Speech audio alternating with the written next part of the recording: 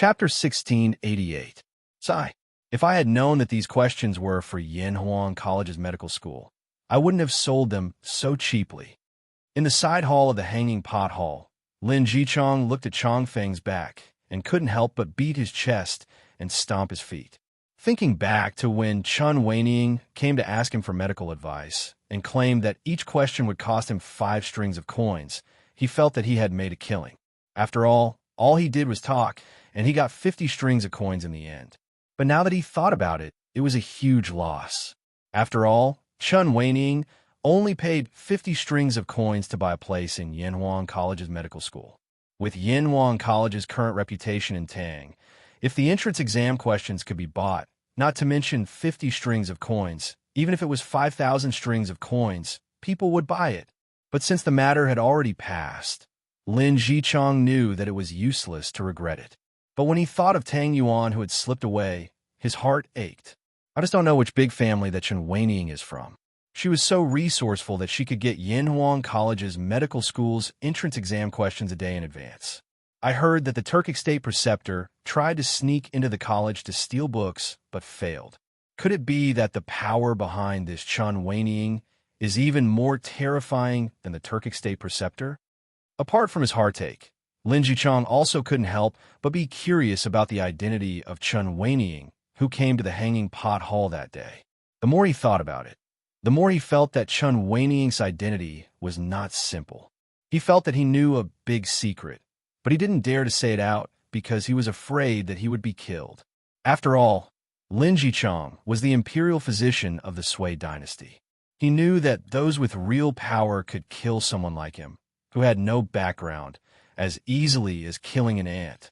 But this old man didn't know that this so-called Chun Weining didn't have any background at all, let alone someone from a big family. The person that Lin Jichong was thinking about was chatting with her sister, Chun Shuiyu, in the small courtyard that they rented. When she and her sister first came to Chong, and they lived in the city god temple because they didn't have money at that time. After Chun Shiyu swindled 100 strings of coins from Li Tai, Chun Shuiyu rented a vacant farmhouse in Lantian County as a temporary shelter for them in the capital. Sis, should we wake up early tomorrow morning and go to Yanhuang College to look at the rankings? Yeah. What? Xiaoyu, you're going too? Oh, of course I'm going. I want to see my sister get into Yanhuang College with my own eyes. Haha, since you want to go, then go. But don't oversleep tomorrow. I won't. Oh, right. Sister, you just washed all the clothes we bought. What should we wear to the academy tomorrow? At this moment, Chen Shuiyu pointed at the colorful dresses hanging in the courtyard and frowned at Chen Shuajin. Those clothes were the high-quality clothes that they had spent a lot of money to buy in order to get an answer from Lin Jichong. Chen Shuajin said without thinking, "What else can I wear? Wearing what we're wearing? Are we going to wear what we're wearing now?" Hearing this, Chen Shuiyu looked at the rough linen clothes that he and Chen Shuajin were wearing, which were patched up like beggars' clothes, and was instantly dumbfounded. What? Xiaoyu, you've been living a life of luxury for a few days. Now you can't live a hard life? Chen Shuajin couldn't help but tease. Sister, I'm not. Chen Shuiyu hurriedly said, I just think that tomorrow is a big day for you to get into Yanhuang College. We should wear something nice. Dad and Mom will be very happy for you if they see you in heaven. Hearing Chen Shuiyu mention her late parents, Chen Shuiyu's heart softened. She went forward and patted Xiaoyu's head, then said softly, Silly girl, getting into Yanhuang College is just the beginning. We sisters will live a better life in the future. After pausing, Chen Shuajin smiled playfully and said, But let's not wear the clothes that we bought before. Are you afraid that the people from Hanging Pot Hall won't recognize us? Hanging Pot Hall? Sister, what do you mean by that? How can people from Hanging Pot Hall go to Yanhuang College? Chen Shuiyu was very confused.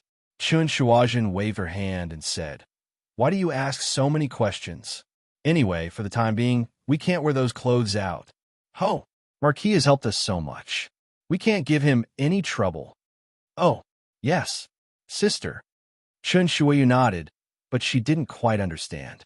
On the other side, after Li Zixuan brought little Yu to the workshop, Li Zixuan went directly to the editorial department of Tang Daily, while Lisa Schwan went to the research base of the trump card project in the depths of the workshop. Inside, you could see the busy figures of Yanhuang College's teachers and students everywhere. They were all carefully selected Yanhuang College's teachers and students who were proficient in mathematics, physics, and chemistry. Everyone else in the college was on summer vacation, so they took advantage of the summer vacation to devote themselves to the research of the college's trump card project. Yamacho, you're here. After passing through 2 courtyards, Lisa Schwan bumped into a student, and this student looked very familiar. Lian, you didn't go back during the summer vacation? Lisa Schwan was stunned for a moment before he came back to his senses. That's right, the student in front of him was Li Chuanfeng's son, Li Yan. Last year, this kid ranked in the top 5 in the entrance exam of Yanhuang College. Of course, it wasn't just the entrance exam. This child was also one of the top students in the academy's midterm and final exams. Unlike Bruiser, who was partial to his subjects, this child excelled in all of them, regardless of whether it was classics, mathematics, physics, chemistry, or geography. He could be considered to have a balanced development. At this time, Li Yin replied with a smile, I'm going back to Yamacho. My family lives in Chang'an, so I can go back whenever I want. But I think it's more meaningful to work on the college's trump card project in the workshop than to go back home. Besides, my father lives in the college now, so it doesn't make a difference whether he goes back home or not. Huh, you child. Lisa Schwan smiled happily. Then, as if he suddenly remembered something, he asked, Oh, right. What has your father been busy with recently? Lian thought for a moment and replied, I don't know the specifics, but my father seems to be very confused recently. At this point, Li Yin seemed to have something to say. Lisa Schwan asked curiously, Confused? Taoist Li is so knowledgeable, but you also have times when you're confused? Li Yin cupped his hands and said, Yamacho is too kind. In fact, my father has been sorting out the orbits of other planets near the Earth through the Academy's telescope in recent months. He found that the orbits of these planets follow a certain pattern, but he hasn't completely found out what the pattern is. Also, are these patterns related to the heavenly axiom recorded in the Taoist classics? My father has been very confused. When Lisa Schwan heard this, he immediately understood. Li Chunfeng had finally walked into the Hu Tong alley. There's going to be a collision between science and metaphysics. It seems like Taoist Li has gained a lot in the past 6 months. Lisa Schwan came back to his senses and patted Li Yan's shoulder. He smiled and said, Don't worry, your father's only at a dead end for now. When he really figures out these problems, he will be the most powerful person in Taoism in the past thousands of years. Lisa Schwan could not provide any substantial help to Li Chuanfeng's confusion. It was hard to tell whether science and metaphysics were mutually exclusive or if there was something in each of them, especially after he had somehow transmigrated from the modern world to the Tang Dynasty. It was even harder for him to figure it out. Perhaps metaphysics was the end of science? This question could only be left to Li Chunfeng to figure it out himself. Where's Qin Ke? Suddenly, Lisa Schwan recalled the purpose of his visit today, so he asked. Li Yin was still in shock from Lisa Schwan's words. When he heard Lisa Schwan's question, he subconsciously pointed to a courtyard in the north and said, Let's go back to Yamacho. Qin Ke should still be doing experiments there. Okay, go ahead and do your work. Lisa Schwan patted Li Yan's shoulder and turned to walk towards the courtyard. Hey. Test. As soon as Lisa Schwan arrived at the entrance of the courtyard, he heard Fatty's voice. He was slightly surprised because there was no one around him. However, as a modern person, Lisa Schwan would not be frightened by this. He quickly found the source of the sound. There was a square wooden box hanging on the wall in front of him. There were many small round holes on the wooden box. Is this a loudspeaker? Lisa Schwan was surprised. It was obvious that this was a sound transmission device. Li Tai used a wire to transmit sound from inside the courtyard to outside. Qin Ke, I can hear it from outside, and I can hear it very clearly. Inside the courtyard, someone shouted into the house. Is that Sun Ziffen? Lisa Schwan hurriedly stepped into the courtyard and saw Sun Ziffen facing the room with his back to him. What are you guys doing? Lisa Schwan could not help but asked, "Ah, Yamacho, you're here." Sun Ziffin turned around and saw Li Zishuan. He quickly greeted him warmly and said with a smile, "Yamacho, Qingke wants to make a set of communicators for the academy before going to Taiyuan. Now we are doing experiments in the workshop." "Communicators? What's that?" Li Zishuan frowned. Right at this moment, Qin Huayu ran in while gasping for breath, and then he said loudly, "Ziffin, quickly tell Qingke that she can hear from the outer court." Chapter 1689. Qingke, what are you doing with Ziffin and the others? In the deepest courtyard of the workshop, Li Zishuan walked into the house and asked Li Tai, who was holding a cylindrical object. Behind him were Sun Ziffin, Qin Huayu, Li Huairan, Yuchi Baolin, and the others. After Qin Huayu came to report, Li Huayu, Yuchi Baolin, and the others also ran over from all corners of the workshop. "Oh, Yamacho is here?" Li Tai heard the voice and quickly put down the thing in his hands. He turned to Li Zishuan and said, "Yamacho, we did it. Our experiment was a success." Standing beside Li Tai was Mo Chue from the college's physics department. He was not only a candidate for the next generation of the Mo family, but also the technical backbone of Yanhuang College's trump card project. At this time, he was also excited. Li Zishuan heard this and was a little confused. He asked, "Qingke, what did you say? Are you talking about those loudspeakers outside?" Yes, those loudspeakers." Li Tai nodded fiercely. Then he picked up a blueprint and walked quickly to Li Zishuan. He said excitedly, "Yamacho, you told me that there were 2 ways to improve the telephone. One was to add a filter circuit inside the telephone to filter out the noise and make the sound clearer. The other was to add a signal modulation and demodulation circuit to reduce the signal attenuation and let the sound travel farther. Later, I thought about it. The second method is more complicated and needs a long time to study, so I wanted to try the first method these days. I tested a lot of filter circuits with different parameters to make the sound of the phone clearer. Now it seems that we have almost succeeded." "I see." When Li Zishuan heard this, he instantly understood. He pinched his chin and nodded, saying, "Just now I also heard from outside. The sound is much clearer than before. The improvement you made is indeed useful." "Yes, not bad. Qingke, you are very good at doing things." Hee. This is all thanks to Mr. Mo Chue and Ziffin's help. After being praised by Li Zishuan, Li Tai was a little proud. Suddenly, he thought of something and said, "Oh, right, Yamacho, we're not doing this purely to improve the telegraph. I want to install this thing in every corner of the academy. This way, when the academy needs to inform the students and teachers of important matters, they can use this to transmit the information to every corner of the academy. It will be many times more convenient than before. Yamacho, what do you think?" Install this thing in the college?" Hearing this, Li Zishuan, according to Li Tai's words, this was equivalent to installing a campus radio. Then in the future, in the college, in the future, the academy, is this thinking, this little fatty's thinking. Li, yes. It just so happens that the college has already been electrified. It is just the right time to install this thing. Oh, let's call this thing the cable radio in the future. After all, this thing is only used to transmit information over a short distance. Its function is still somewhat different from a telephone. After a pause, Li Zishuan came back to his senses and looked at Li Tai with admiration. Cable radio? Spread it widely. Yamacho is a good name. A glint flashed across Mo Chue's eyes as he cupped his hands with a smile. Hee. I also think that Yamacho is a good name.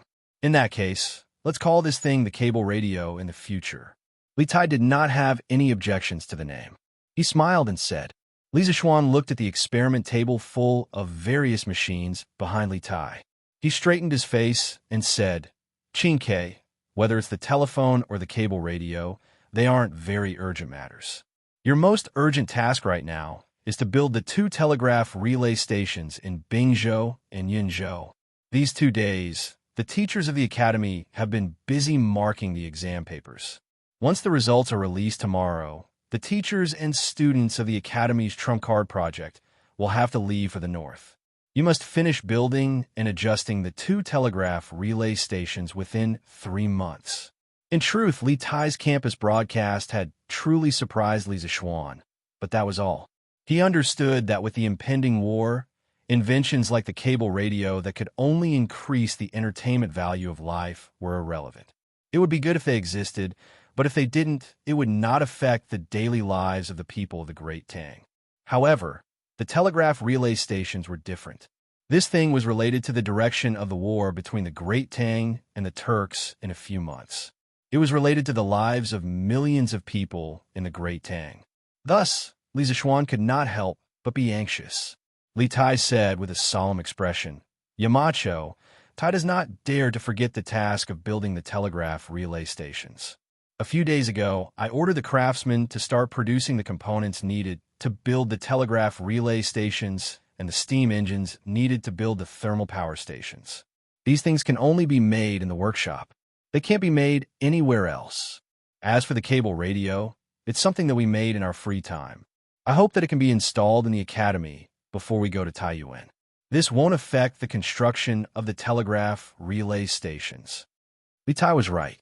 Whether it was the telegraph relay stations or the thermal power stations, they were all technologies that surpassed the technology of this era. The components needed could only be built in the new workshop of the Curious Pavilion. This was because the workshop not only had skilled craftsmen, but also some machinery that could not be found anywhere else. It was no exaggeration to say that the new workshop of the Curious Pavilion could represent the most advanced production technology in the world. Mo Che also interjected, "Yamacho, Qin-Kei is right. The workshop has already gathered a group of top craftsmen to make the components needed for the telegraph relay stations and the thermal power stations. They should be finished the day after tomorrow. As long as the initial tests in the workshop are successful, we can bring these things to Bing Province and Yinzhou." Li Zixuan breathed a sigh of relief and said, "That's good. After the initial tests in the workshop are successful the day after tomorrow, you can set off immediately. This time, Mr. Mo still has to preside over the construction of the protective formation and the medical school. He really can't leave. Mo Chue, you'll have to work hard and go with Qin-Kei. The teachers and students in the Academy's Trump Card project are completely at your disposal. In addition, Qin-Kei applied to His Majesty for a team of guards to personally escort you to Bing Province and Yunzhou to avoid any accidents." Mo Chue and Li Tai cupped their hands and replied, "Yes." "Yamacho." Li Zixuan nodded and said, "Yes. Then you can continue with your work. I'll go to the steel mill to take a look." Chapter 1690. Hongsheng. How's the forging of the new batch of armor coming along? After leaving the research base of the Trump Card project, Li Zixuan came to the steel mill. At this time, Zhang Hongsheng was instructing the craftsmen to move things. Li Zixuan went up to him and asked when Zhang Hongsheng was free. "Marquis, you're here." Zhang Hongsheng heard the voice and quickly turned around. He first wiped the sweat on his forehead, then replied with a smile, "Marquis, you've come at the right time today. The 5,000 sets of plate armor, vanadium steel horse lance, and vanadium steel horse armor that you ordered have all been completed today. Now, the craftsmen are bringing the workers from the Riverside workshop to transport the armor here. Tomorrow, Marquis should be able to bring people to transport this batch of armor to the barracks tomorrow." "They've all been completed?" Li Zixuan raised his eyebrows and showed a little shock on his face. In just over a month, the workshop had completed 5,000 sets of plate armor, horse lance, and horse armor. This speed was completely miraculous. Of course, the reason for such a fast speed was mainly because the workshop had invested a lot of manpower, material resources, and financial resources to produce this batch of armor. First of all, in order to produce the armor for so many years, the workshop had invested close to 3,000 craftsmen, not including the civilian workers.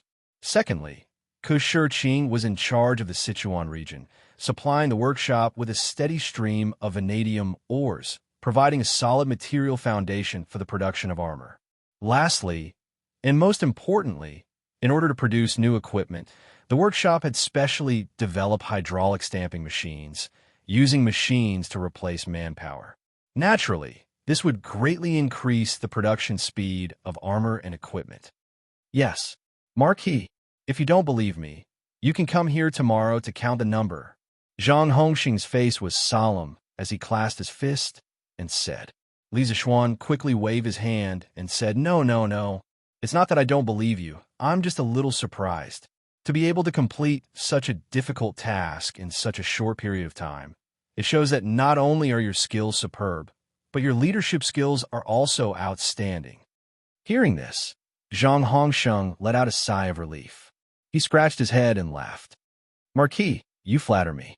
To be able to forge 5,000 sets of armor in such a short time, I wouldn't have even dared to think about it in the past.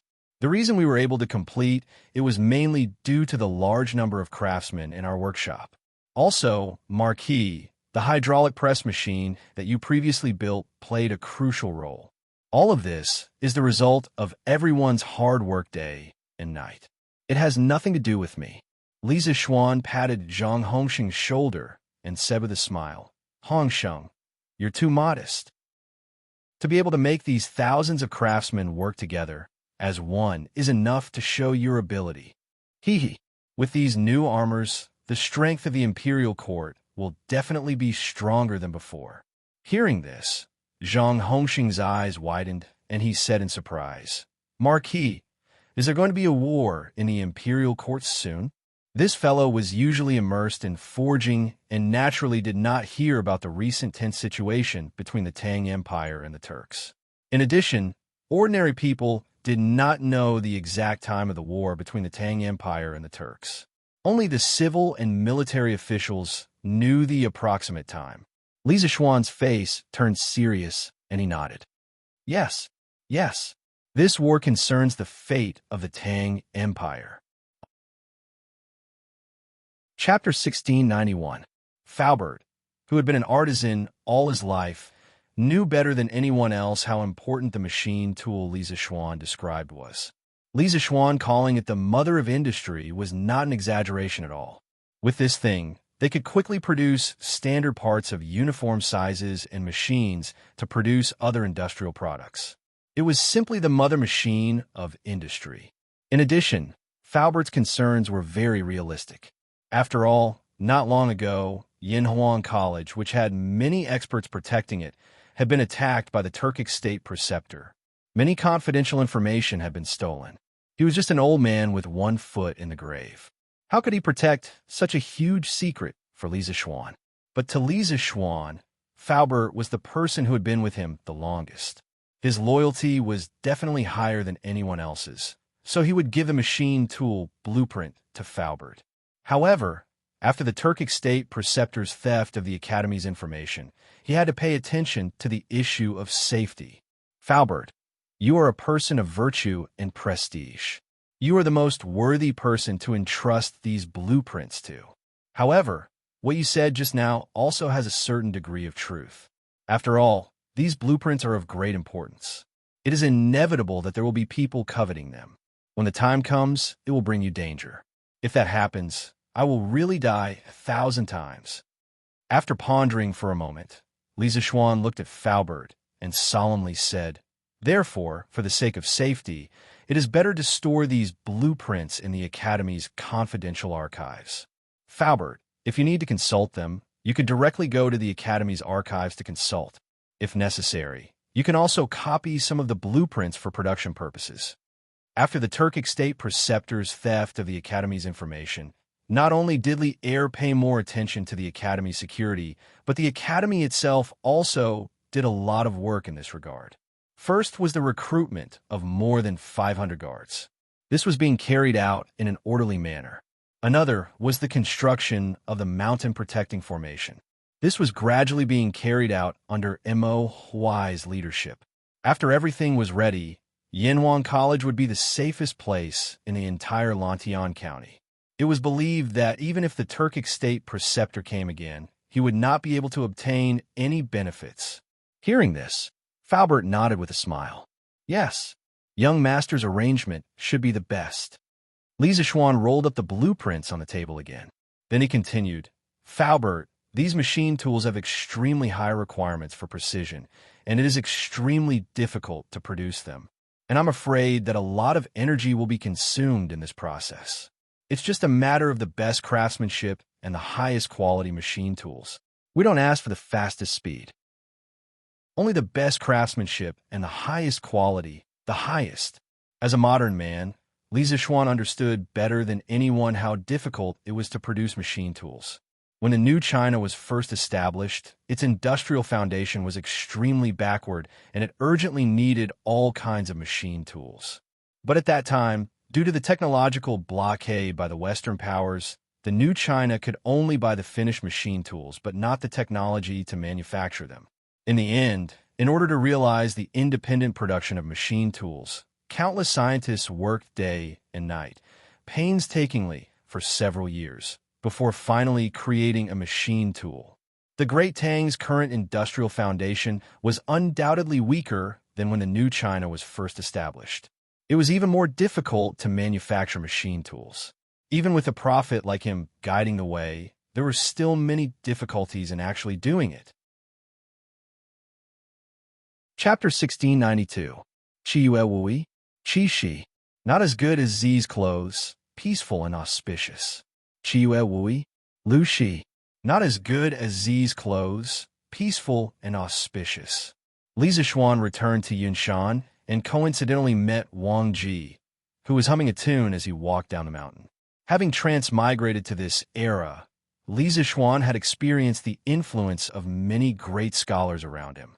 Very quickly, he was able to distinguish what Wang Ji was humming. It was the Qin Feng Naked from the Book of Songs. Modern people usually only studied and appreciated the Book of Songs from a purely literary point of view.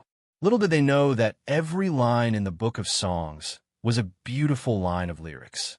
It was more commonly treated as a song in ancient times. Listening to Wang Ji's melodious and rhythmic hum, Li Zixuan paused and savored it. When Wang Ji walked up to him, he couldn't help but interrupt. Mr. Wang, what happy occasion did you catch?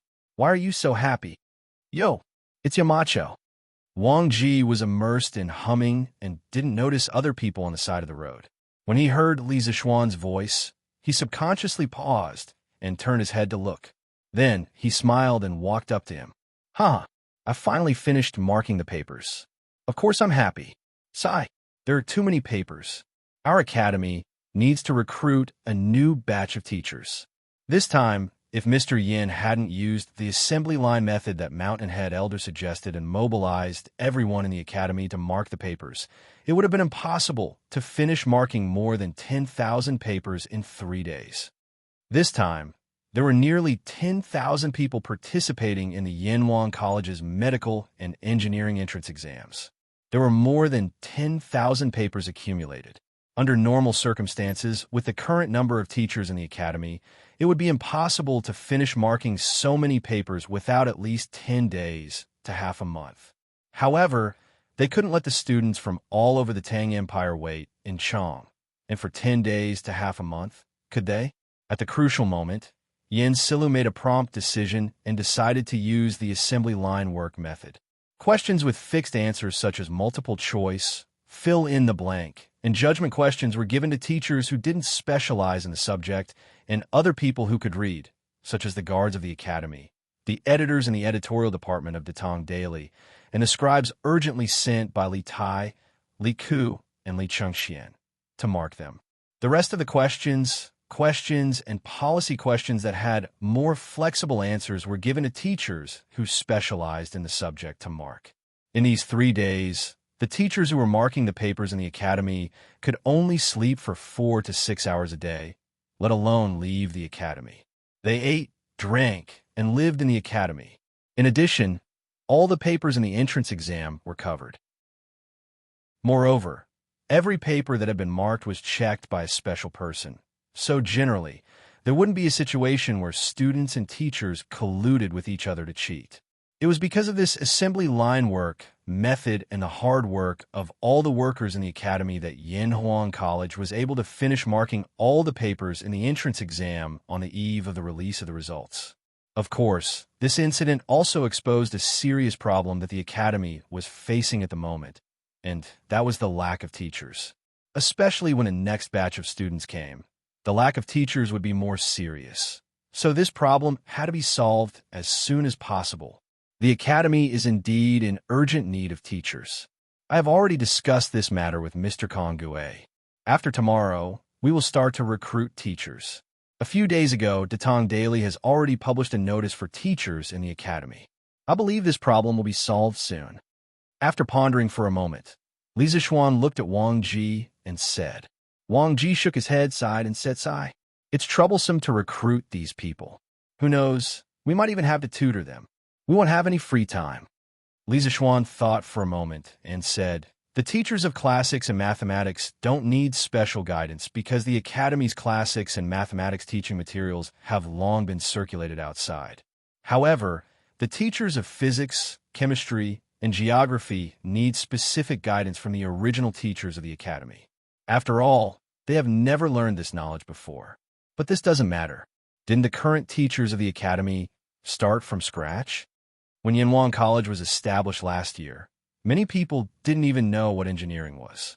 This caused the academy to be in a great predicament when recruiting teachers. In the end, Li Zixuan took a special approach. He first recruited a group of people with strong learning abilities, flexible minds, and not pedantic pedantry. Then, he let these people start school a month earlier than the students. Because the first month of school was military training, these people had 2 months to study the academy's teaching materials. Moreover, Li Zixuan also formulated a strict assessment, reward, and punishment system. Fortunately, in the end, all the teachers passed. Wang Ji even obtained the first place in the chemistry group and became the subject leader of the chemistry group in the academy. Engineering had been developed for nearly a year. The classics and mathematics teaching materials in the academy were not confidential to the public. Now, the classics and mathematics teaching materials of the academy could be bought in every county in the Tang Empire. Therefore, in this year, there were probably many masters of mathematics among the people. But why didn't these people participate in the Yanhuang College's entrance examination? It was mainly because they didn't fit the age requirement. Yanhuang College's admission age was 12 and below. However, those who didn't fit the age requirement but had outstanding mathematics ability weren't unable to get into Yanhuang College. They could apply for the teachers of Yanhuang College. Therefore, in theory, the teachers recruited by the mathematics department of the academy this year were much better than last year's. But physics, chemistry, and geography were different. The teaching materials for these 3 subjects were classified in the academy, and students were not allowed to take them out of the academy, much less buy them outside. Li Zixuan would never allow these books that could rapidly increase the people's understanding of the natural world and their understanding of tools to be leaked to other countries. At the very least, before the Great Tang became invincible in the world, he would not allow these teaching materials to be made available to the outside world. Therefore, the recruitment of teachers for the 3 departments of the academy was actually similar to last year's. They would pick some people with good aptitude to apply what they have learned. The only difference was that after these people were recruited this year, there would be many seniors guiding them in their learning. Back then, when the teachers of the academy were collectively assessed, I almost lost my life to fight with Yin Kongue. Let's not talk about it. If Yamacho doesn't have any other instructions, this old man will go down the mountain for a drink. Wang Ji laughed and said, half-jokingly. He was talking about last year's examination organized by Li Zixuan after the teachers of the academy had self-studied for 2 months. At that time, in order to get first place in the chemistry group and win the bet with Yin Silu, he studied day and night for 2 months. In the end, after the examination, he directly fainted. Mr. Wang, please wait for a moment. I have something to discuss with you. Li Zixuan smiled. He suddenly recalled something and hurriedly said, "Oh, what is it?" Wang Ji stopped his tracks and asked curiously, This isn't the place to talk. Mr. Wang, please follow me to the meeting room. I won't take up too much of your time." Okay. The two of them quickly arrived at the meeting room on the first floor of the Academy's Guanghua building. Li Zixuan took out a piece of xian paper and handed it to Wang Ji. Wang Ji took a look and saw that the paper was full of strange symbols. If an outsider saw this, they would definitely think that it was scribbles. However, Wang Ji could see that this piece of xian paper was full of chemical equations. Yamacho, this is? Wang Ji's face suddenly became serious. He had a hunch that what Li Zixuan was going to say next was very important. This was because in the chemical equations written on this piece of paper, there were a few chemicals that he had never seen before. To be precise, he had never seen the real thing, not the chemical symbols. Li Zixuan stood up and said with his hands behind his back, I plan to ask the workshop to build a few special lathes. These lathes need a new alloy, and the new alloy needs a few new metal materials. I have just told Faubert to look for the corresponding mineral veins for these new metal materials. I believe that it won't be long before the new ores are shipped back. When the time comes, I would like to ask Mr. Wang to help me refine the ores. This piece of paper has recorded the refining principles and conditions for these ores. Please keep it well, Mr. Wang. What? New metal materials? Wang Ji heard this and suddenly stood up. He said excitedly, Yamacho, are we going to find new metal materials? That's great. Speaking of this, he took the piece of paper in front of his eyes and looked at it carefully. Then he murmured, Tungsten, molybdenum, chromium, Yamacho. There's finally hope to add 3 new actual members to the periodic table of chemical elements that you previously wrote. When Li Zixuan was writing chemistry textbooks, he encountered a very awkward problem.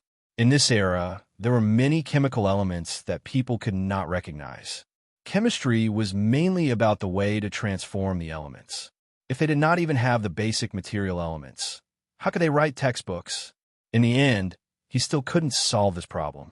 He could only act as a charlatan and prophetically put the complete periodic table of chemical elements in the textbooks. The textbooks often involve some unknown substances. Li Zixuan always told the teachers in the academy that although these substances weren't found yet, they would definitely be found in the future. Therefore, verifying the accuracy of the periodic table of chemical elements became the lifelong pursuit and goal of all the teachers in Yanhuang College's chemistry department. Now that he heard that Li Zixuan might find 3 new metal materials, how could Wang Ji not be excited?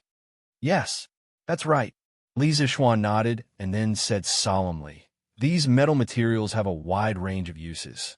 Extracting them as soon as possible will be very important for the future development of Tang Empire's industry. I'll be leaving Lantian County the day after tomorrow. I'll leave these matters to Mr. Wang. If there are any problems, remember to ask Qin to contact me. Wang Ji immediately cupped his hands and said solemnly, yes. Yamacho.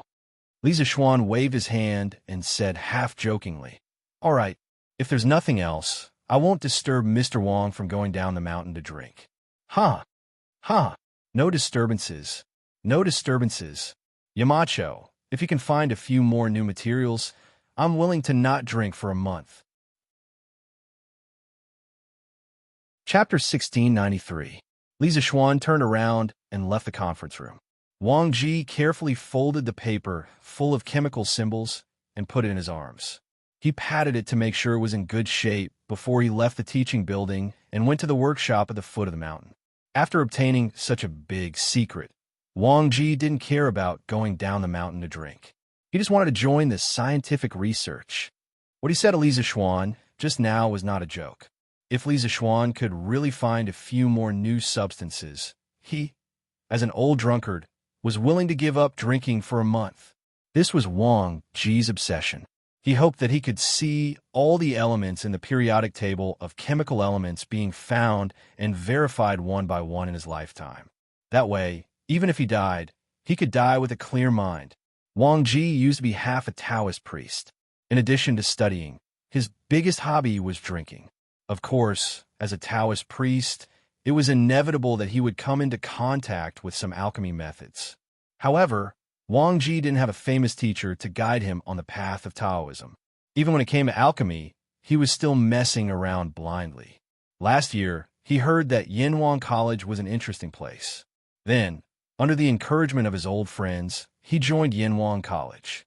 After coming into contact with the chemistry textbooks compiled by Li Zixuan, he suddenly felt that the door of a new world was opening for him.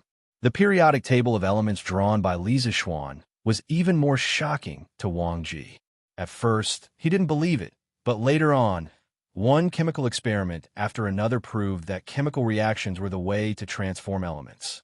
Although many elements in the periodic table of elements couldn't be found, the chemical reactions of existing elements could indirectly prove the validity of the periodic table of elements.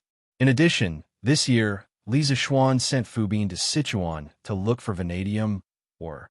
What was amazing was that Fu Bin actually found in Sichuan. Later on, Wang Ji refined vanadium according to the method provided by Li Zixuan. This made Wang Ji completely believe in Li Zixuan's periodic table of chemistry, and also made Wang Ji worship Li Zixuan like a god. In Wang Ji's eyes, the chemistry textbooks and periodic table of elements compiled by Li Zixuan were worthy of being called the Heavenly Book, a heavenly book that predicted all the chemical elements that existed in nature. Wang Ji didn't know why Li Zixuan was able to write the periodic table of elements, compile the chemistry textbooks, and accurately predict the chemical elements that were unknown but did exist. He didn't know, but he didn't dare to ask, because he was born as a human being. He was in awe of the heavens and the earth, but he was even more in awe of the gods. After Li Zixuan told Wang Ji about the matter of refining the ore, he didn't immediately leave Yinshan. Instead, he went to find Yin Silu to discuss the recruitment of teachers for the academy. According to his plan, he would go to the military camp the day after tomorrow. Therefore, when the academy recruited teachers, he definitely wouldn't be able to make it. That night when the academy was attacked, Li Gang was seriously injured. Although he was later rescued and his body was fine, he was after all an old man. That injury had damaged his vitality. Now, Li Gang's energy was much weaker than before. Therefore, the overall teaching affairs of the academy were slowly handed over to Yin Silu. As the academy had just finished marking all the entrance examination papers in the afternoon, Yin Silu was organizing the mathematics teachers to tally the scores. Li Zixuan waited outside the office for a long time before Yin Silu was free to leave. Chapter 1694. Yamacho, you've come to the academy? After chatting with Yin Silu for a while, Li Zixuan left the teaching building and prepared to go down the mountain to return to the county. He didn't expect to meet Li Ku, who was also preparing to go down the mountain at the entrance of the mountain path. Li Ku was pleasantly surprised to see Li Zixuan. He quickly stopped and greeted him. Actually, ever since he returned from the north, Li Zixuan had rarely seen Li Zixuan in the academy. One reason was because Li Zixuan was busy with work in the imperial court. For example, when the dragon sect attacked Chang and City, if not for Li Zixuan's preparation, the Tang Empire might have suffered a great loss. Another reason was that Li Zixuan also had a lot of work to deal with in the workshop. Adding both sides together, he could not leave. This directly caused the number of times he came to the academy to sharply decrease.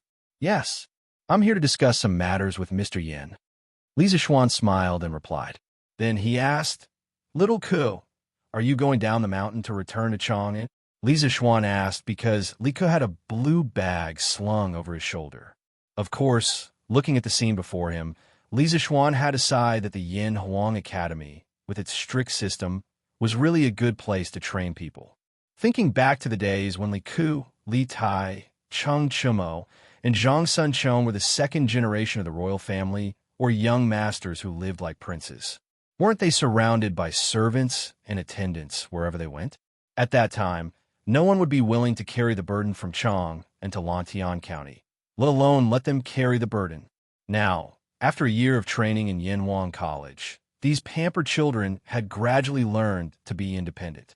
This was a good thing. After all, the future of the Tang Empire belonged to the young people. When Qin Xiong, Cheng Yaojin, Li Jing, and Zhang Sun Wuji's generation grew old, these young people would have to shoulder the heavy responsibility of revitalizing the Tang Empire. And with their pampered temperament, they would definitely not be able to shoulder this heavy responsibility. Yes, the Academy's classes for this semester have ended, and I can't interfere with the killer project at the workshop. You know, Yamacho, I'm not good at investigating things, so I want to go back to Chang and to completely rectify the internal problems of the Yanhuang Bank. After all, when the students and the Yamacho went north to exterminate the locusts, we discovered many corruption problems in the bank. Li could tighten the bag on his shoulder and looked at Li with a respectful expression. Li Zishuan's eyes narrowed. Only then did he recall that half a month ago, when they were heading north to exterminate the locusts, they had encountered the shopkeeper of the Xinfeng County branch of the Yanhuang Bank, Jin Wanfu, who had accepted bribes from the local grain merchants and illegally lent out loans. As the issuing organization of the Great Tang's official banknotes, the Yanhuang Bank bore too much of Li Zishuan's expectations. This was an extremely important department, and Li Zishuan would not allow any parasites to exist in it. Thus, he had ordered his men to arrest Jin Wanfu and hand him over to the imperial court for investigation. Yes, regarding the reform of the bank's supervision system, it must be implemented as soon as possible. You are the most suitable person to handle this matter. I hope that the Yanhuang Bank's gold robe guards can be established as soon as possible. After a moment of silence, Li Zishuan patted Li Ke's shoulder and said in a serious tone. Chapter 1695. When they returned to the county town, the sky was gradually darkening. Li Jingma, Yi Yuzhu, and Yi Guozhong were chatting in the main hall. Han Yushi was not there. At this time, she must be in the kitchen arranging for someone to make dinner. Although Li Zishuan was now a marquis, and the Li family had become a noble, Li Jingma, Yi Yuzhu, and Han Yushi did not have the arrogant cold and arrogant attitude of noble. Usually, Han Yushi and Madame Li would personally participate in the kitchen when they had time. Although this made the work of the Li family's cook much easier, it did not make her feel relaxed at all. After all, her duty in the Li family was to cook. Xian'er is back. As soon as Li Zishuan stepped into the front hall, Yi Yuzhu stood up from her chair and said with a loving expression, Father, mother, grandfather, grandmother, what are you all talking about? This child can hear your laughter from far away. Li Zishuan smiled and said, You child, I can't see you all day long. If it wasn't for the dark, you would have forgotten that you still have a home in the county town. Li Jingma did not give his son any face. He coldly snorted and said with a dark face. He couldn't be blamed for his sharp tongue. It was just that Li Zishuan had been running outside every day. In the past few months, excluding the time he spent eating and sleeping at home, the amount of time Li Zishuan spent at home was pitifully little. This made Li Jingma, who thought that after his son became a high-ranking official, he would not have to worry about food and clothing, and that the family would be able to enjoy the joy of a family reunion together. Li Zishuan's expression froze, and his face was filled with embarrassment. Yi Yuzhu rolled her eyes at Li Jingma and said, You old thing, our son runs out because he is busy with official business. Xian'er works so hard. In the end, isn't it for our family? In the end, you're here making sarcastic remarks. Do you still look like a father? After being scolded by Yi Yuzhu, Li Jingma's face turned red. He wanted to say something, but he didn't dare. After all, Yi Yuzhu's family was sitting across from him. However, if he didn't say anything, he would lose face. He was in a dilemma. It's too hard for me. In the end, Li Jingma sighed and decided not to say anything. Mother, don't say that, father. I've been too busy recently and couldn't be by your side to fulfill my filial duties. It's my fault. Father is right. Li Zishuan looked at his father sympathetically, but they were father and son after all. He hurriedly stepped forward to help his father out. You brat. Mrs. Li smiled and said, Mother and your father are still healthy and healthy. We don't need you to stay by our side and take care of them. You just need to focus on your business. But my son, don't tire yourself out. Little Xian, in grandmother's opinion, if you and Yushi can give birth to a chubby grandson for your father, even if you don't come back for 10 days or half a month, your father won't say anything. Looking at the warm daily life of this family, Mrs. Yi, who was sitting to the side, couldn't help but laugh. As soon as she finished speaking, the room suddenly quieted down. Li Jingma couldn't help but sit up straight. His eyes flashed with a hint of desire. Obviously, Mrs. Ye's words had really poked his heart. He and Yi Yuzhu had children late in life. Now that Li Zixuan had finally started his own family, the two of them weren't young anymore. It was time for them to have grandchildren. Being urged to have a child by his grandmother, no matter how thick-skinned Li Zixuan was, he couldn't help but blush. After all, this was a matter between him and Han Yushi. How could it be brought up in public? Father, mother, grandfather, grandmother, it's time to eat. Husband, you're back. Just as the room fell into a honeyed silence, Han Yushi walked in and broke the silence. After seeing Li Zixuan in the hall, Han Yushi's face was slightly happy. However, a trace of imperceptible shyness flashed in her eyes. Wife, you've worked hard. Li Zixuan nodded at Han Yushi. Since that's the case, let's eat first. Little Xian has been running around outside all day. He must be hungry. Yushi, let the servants serve the dishes. Although Mrs. Li also wanted to follow Mrs. Ye's wishes and let Li Zixuan quickly give birth to a chubby son for the old couple, now that Han Yushi was also here, it wasn't appropriate to talk about this. Therefore, she hurriedly said to Han Yushi as if nothing had happened. Yes, mother. Han Yushi responded, then turned around and went out to instruct the servants to serve the dishes. He didn't know if it was an illusion, but Li Zixuan seemed to have heard Han Yushi's soft sigh. He thought to himself, could it be that my wife had been standing outside for a while? Father, mother, the new batch of equipment for the Black Armored Army that His Majesty had ordered has been completed. I plan to bring those things to the army camp in the morning after tomorrow. In the next few months, I might not have the opportunity to come back. When dinner was almost finished, Li Zixuan suddenly put down his bowl and chopsticks and spoke apologetically. Previously, Li Zixuan had complained that his son was always away from home. Now, he had suggested that he would be away from home for a long time. Facing the two elders in front of him, it would be a lie if he said that he didn't feel guilty. As soon as he finished speaking, the lively dining table suddenly quieted down and the atmosphere became somewhat gloomy. Li Jingma and Yi Yuzhu also put down their bowls and chopsticks, a trace of worry flashing across their faces. In fact, on the day that Li Zixuan was appointed as an adjutant of the Black Armored Army, the two of them had already mentally prepared themselves for Li Zixuan to enter the army camp. However, the incident of going up north to exterminate locusts had been in the middle of it for almost a month. Now that Li Zixuan mentioned it again, the two elders were somewhat caught off guard. Go! Without everyone, how can it be a small family? Only when the Tang Empire is strong and prosperous and no longer has to be afraid of external harassment can we live in peace. Since His Majesty thinks so highly of you, then go. You don't have to worry about the family. Your father and mother can take care of themselves. Besides, don't we still have Yushi?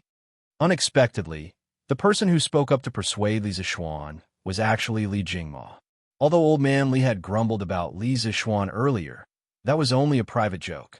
In the face of serious matter, Old Man Li was still very clear about what was right and what was wrong.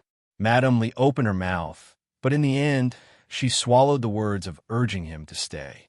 In the end, she still worriedly reminded, Xian, mother doesn't care where you go.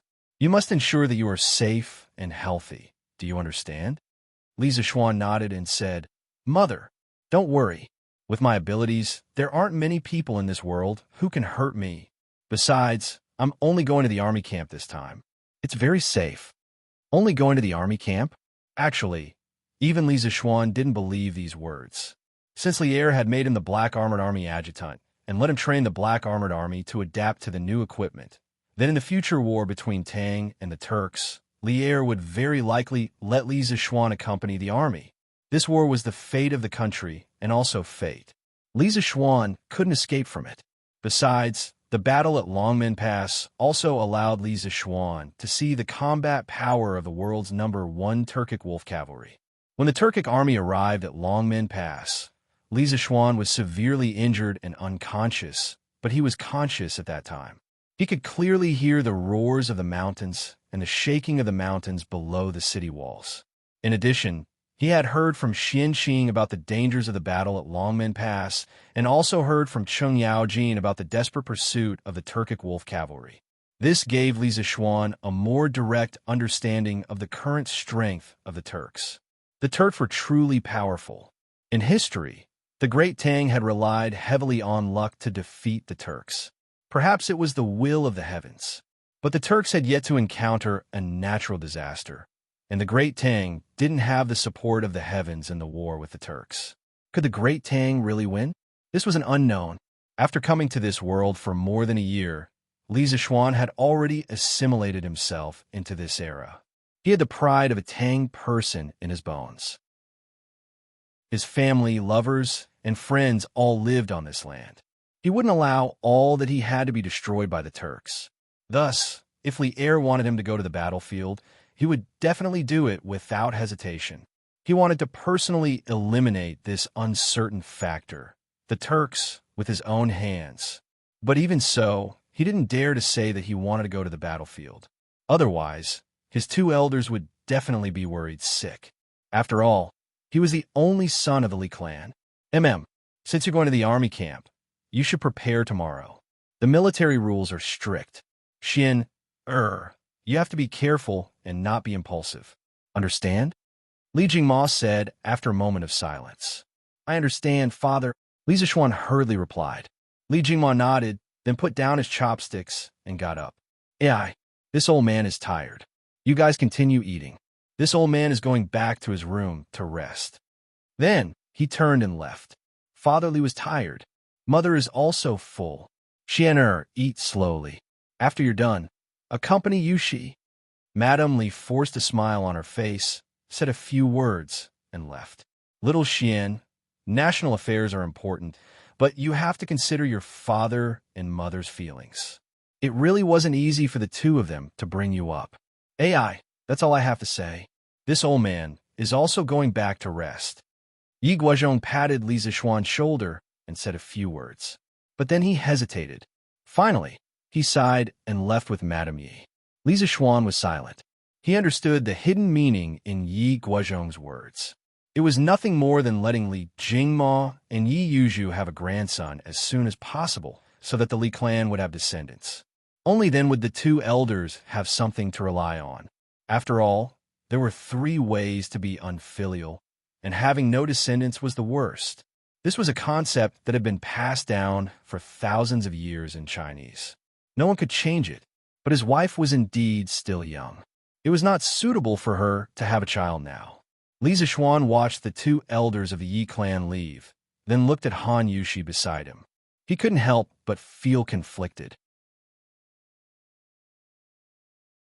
Chapter 1696. Husband, let's have a child, shall we? After dinner, Li Zishuan, Yi Yuzhu, and the 2 elders of the Yi family all returned to their rooms to rest. The elders all left Li Zishuan at home for Han Yushi. For some reason, Han Yushi was especially active tonight.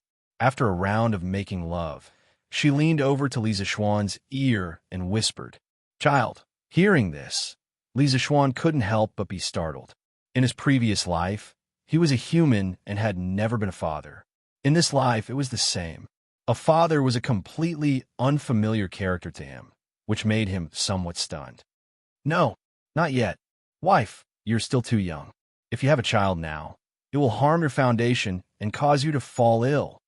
A moment later, Li Zishuan came back to his senses. He firmly shook his head and said, Husband, this concubine is almost 16. I'm not young anymore. Han Yushi couldn't help but roll her eyes and say, although Li Zishuan had patiently explained to her many times before on the issue of having a child, every time she saw a woman of her age whose child was now soy sauce, she felt a little uncomfortable in her heart. Li Jingma and Mrs. Li were kind people and had always treated her as their own daughter, so they had never mentioned this matter in front of her.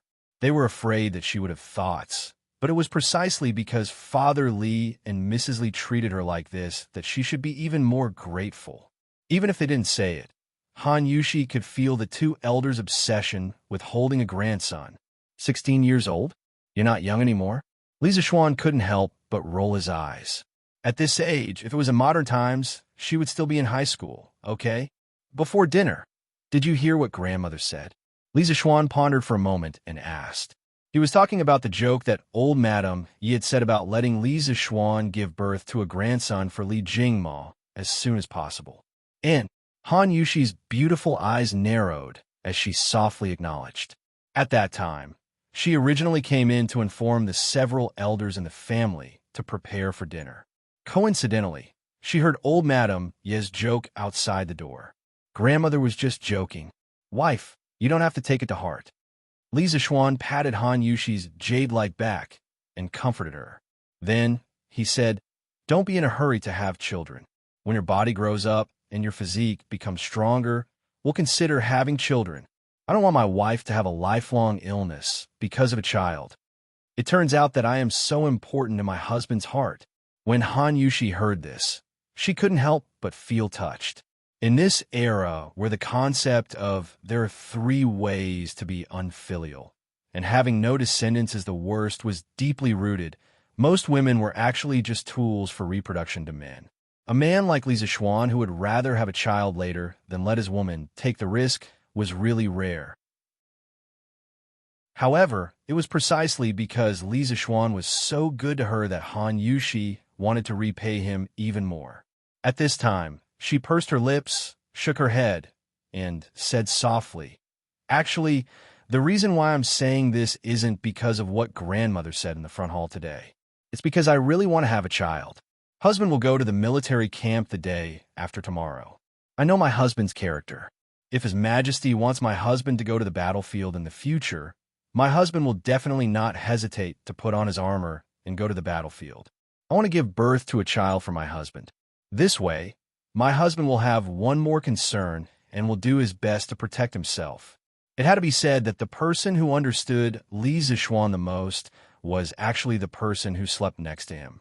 Although Li Zixuan said that he was only going to the military camp and not to the battlefield, Han Yushi knew in her heart that when the imperial court needed Li Zixuan to go to the battlefield one day, Li Zixuan would definitely go to the front line personally to kill the enemy. In the end, the words that Li Zixuan had comforted Li Jingma and the others in the front hall could not deceive Han Yushi. Giving birth to a child was just to give you one more concern and to let you do your best to protect yourself. Hearing this, Li Zixuan couldn't help but feel his heart soften. He turned his head and gently kissed the forehead of the beauty in his arms. He sighed softly and said, Wife, don't worry. With you, father, mother, and Lan your husband will not bear to die no matter what. Don't mention the matter of children again. Your body is still too weak now. Although she knew that Li Zixuan was concerned about her, Han Yushi still couldn't help but pout and say, Husband, I am not as weak as those ladies from noble families. When I was young, I raised iron egg alone. Besides, I have been practicing the Taiji fist that you taught me before. Recently, I feel that my body is much better than before. Oh, wife, you're still persisting in practicing the Taiji fist? Li Zixuan raised his eyebrows in astonishment. He had believed that Han Yushi had long forgotten about this matter. Of course, pleased with herself, Han Yushi raised her chin and stated, Previously, this concubine heard that the reason why Princess Changle's illness was cured was not only due to husband's superior medical skills, but also due to Princess Changle's constant practice of Taiji fist. How could this concubine dare to be lazy? Oh, then let this husband see to what extent has wife practiced? Somewhat curious, Li Zixuan pinched Han Yushi's wrist. A strand of soft Taoist Shinchi entered Han Yushi's body. Han Yushi felt a wave of warm energy flow through her limbs and bones. Afterwards, she heard Li Zixuan cry out in surprise. Wife, you've actually managed to sense qi? Inconceivable. This is too inconceivable. That's right. Li Zixuan had discovered a strand of Taoist Shinchi in Han Yushi's dantian. Although that strand of Daoist Xinqi was very weak, it had been detected by Li Zixuan. How could Li Zixuan not be astonished? It must be known that there were millions upon millions of people in this world who wished to learn martial arts. However, those who were able to absorb qi into their bodies and cultivate Xinqi were less than 1 in 1,000. Who would have thought that it would be Chang'el and now Han Yushi? These two people had coincidentally managed to absorb qi into their bodies. This was truly too unimaginable. Could it be that these two women were both martial arts geniuses? Why had he not discovered this before? Li Zixuan muttered to himself.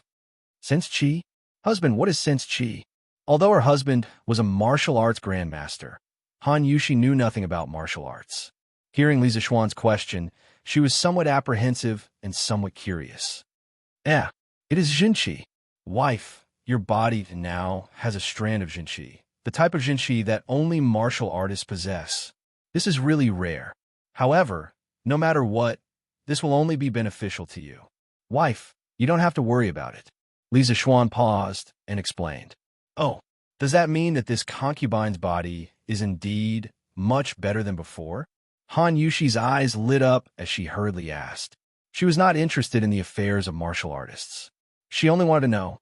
Yes, you can say that. Li Zixuan pinched his chin and nodded. Although this strand of Xinqi was extremely weak and Han Yushi did not know how to use it, it could imperceptibly improve a person's physique. Therefore, Han Yushi was indeed much healthier than ordinary women now. Han Yushi was delighted. She turned over and sat on Li Zixuan's body. With a face full of excitement, she said, Husband, does that mean we can have a child? Li Zixuan was speechless. It turned out that this woman was still thinking about this. All right, since there was no problem with her body and the other party was willing, what else could he say as a man? Haha, since my wife wants to fight, then I am willing to risk my life to accompany her. Ha! Yes, it's time to get up. The next day, Li Zixuan, who had recently gotten used to waking up early, slept until the third quarter of the morning before waking up. Facing the dazzling sunlight outside the window, Li Zixuan rubbed his sleepy eyes and stretched lazily. However, he found that there was still a person lying on his arm. Recalling the several punitive expeditions and crazy entanglements last night, he rubbed his old waist with some lingering fear. He thought to himself that when this woman went crazy, even a martial arts master could not handle it. Yes, Han Yushi, who was sleeping, let out a very soft murmur and subconsciously tightened the quilt for herself. Li Zixuan smiled. He thought to himself that this woman must have been exhausted last night, right? Li Zixuan carefully pulled his arm out and then quietly got out of bed to put on his clothes. Although the warmth of the woman was intoxicating, he still had important matters to attend to today. He could not laze around in bed the whole day, could he? At this time, Li Jingma and the others had already eaten breakfast. However, it did not matter. The kitchen quickly served hot rice and hot dishes. Li Zixuan ate his breakfast hastily and left the house. What he did not know was that in the east courtyard of the Lord Protector's manor, there was a detective drama going on. How long did they last night? In reply to Madam, young master and young madam probably until the middle of the night. The middle of the night? Isn't this too long? Old master, do you think little Xian might have overindulged and damaged his body?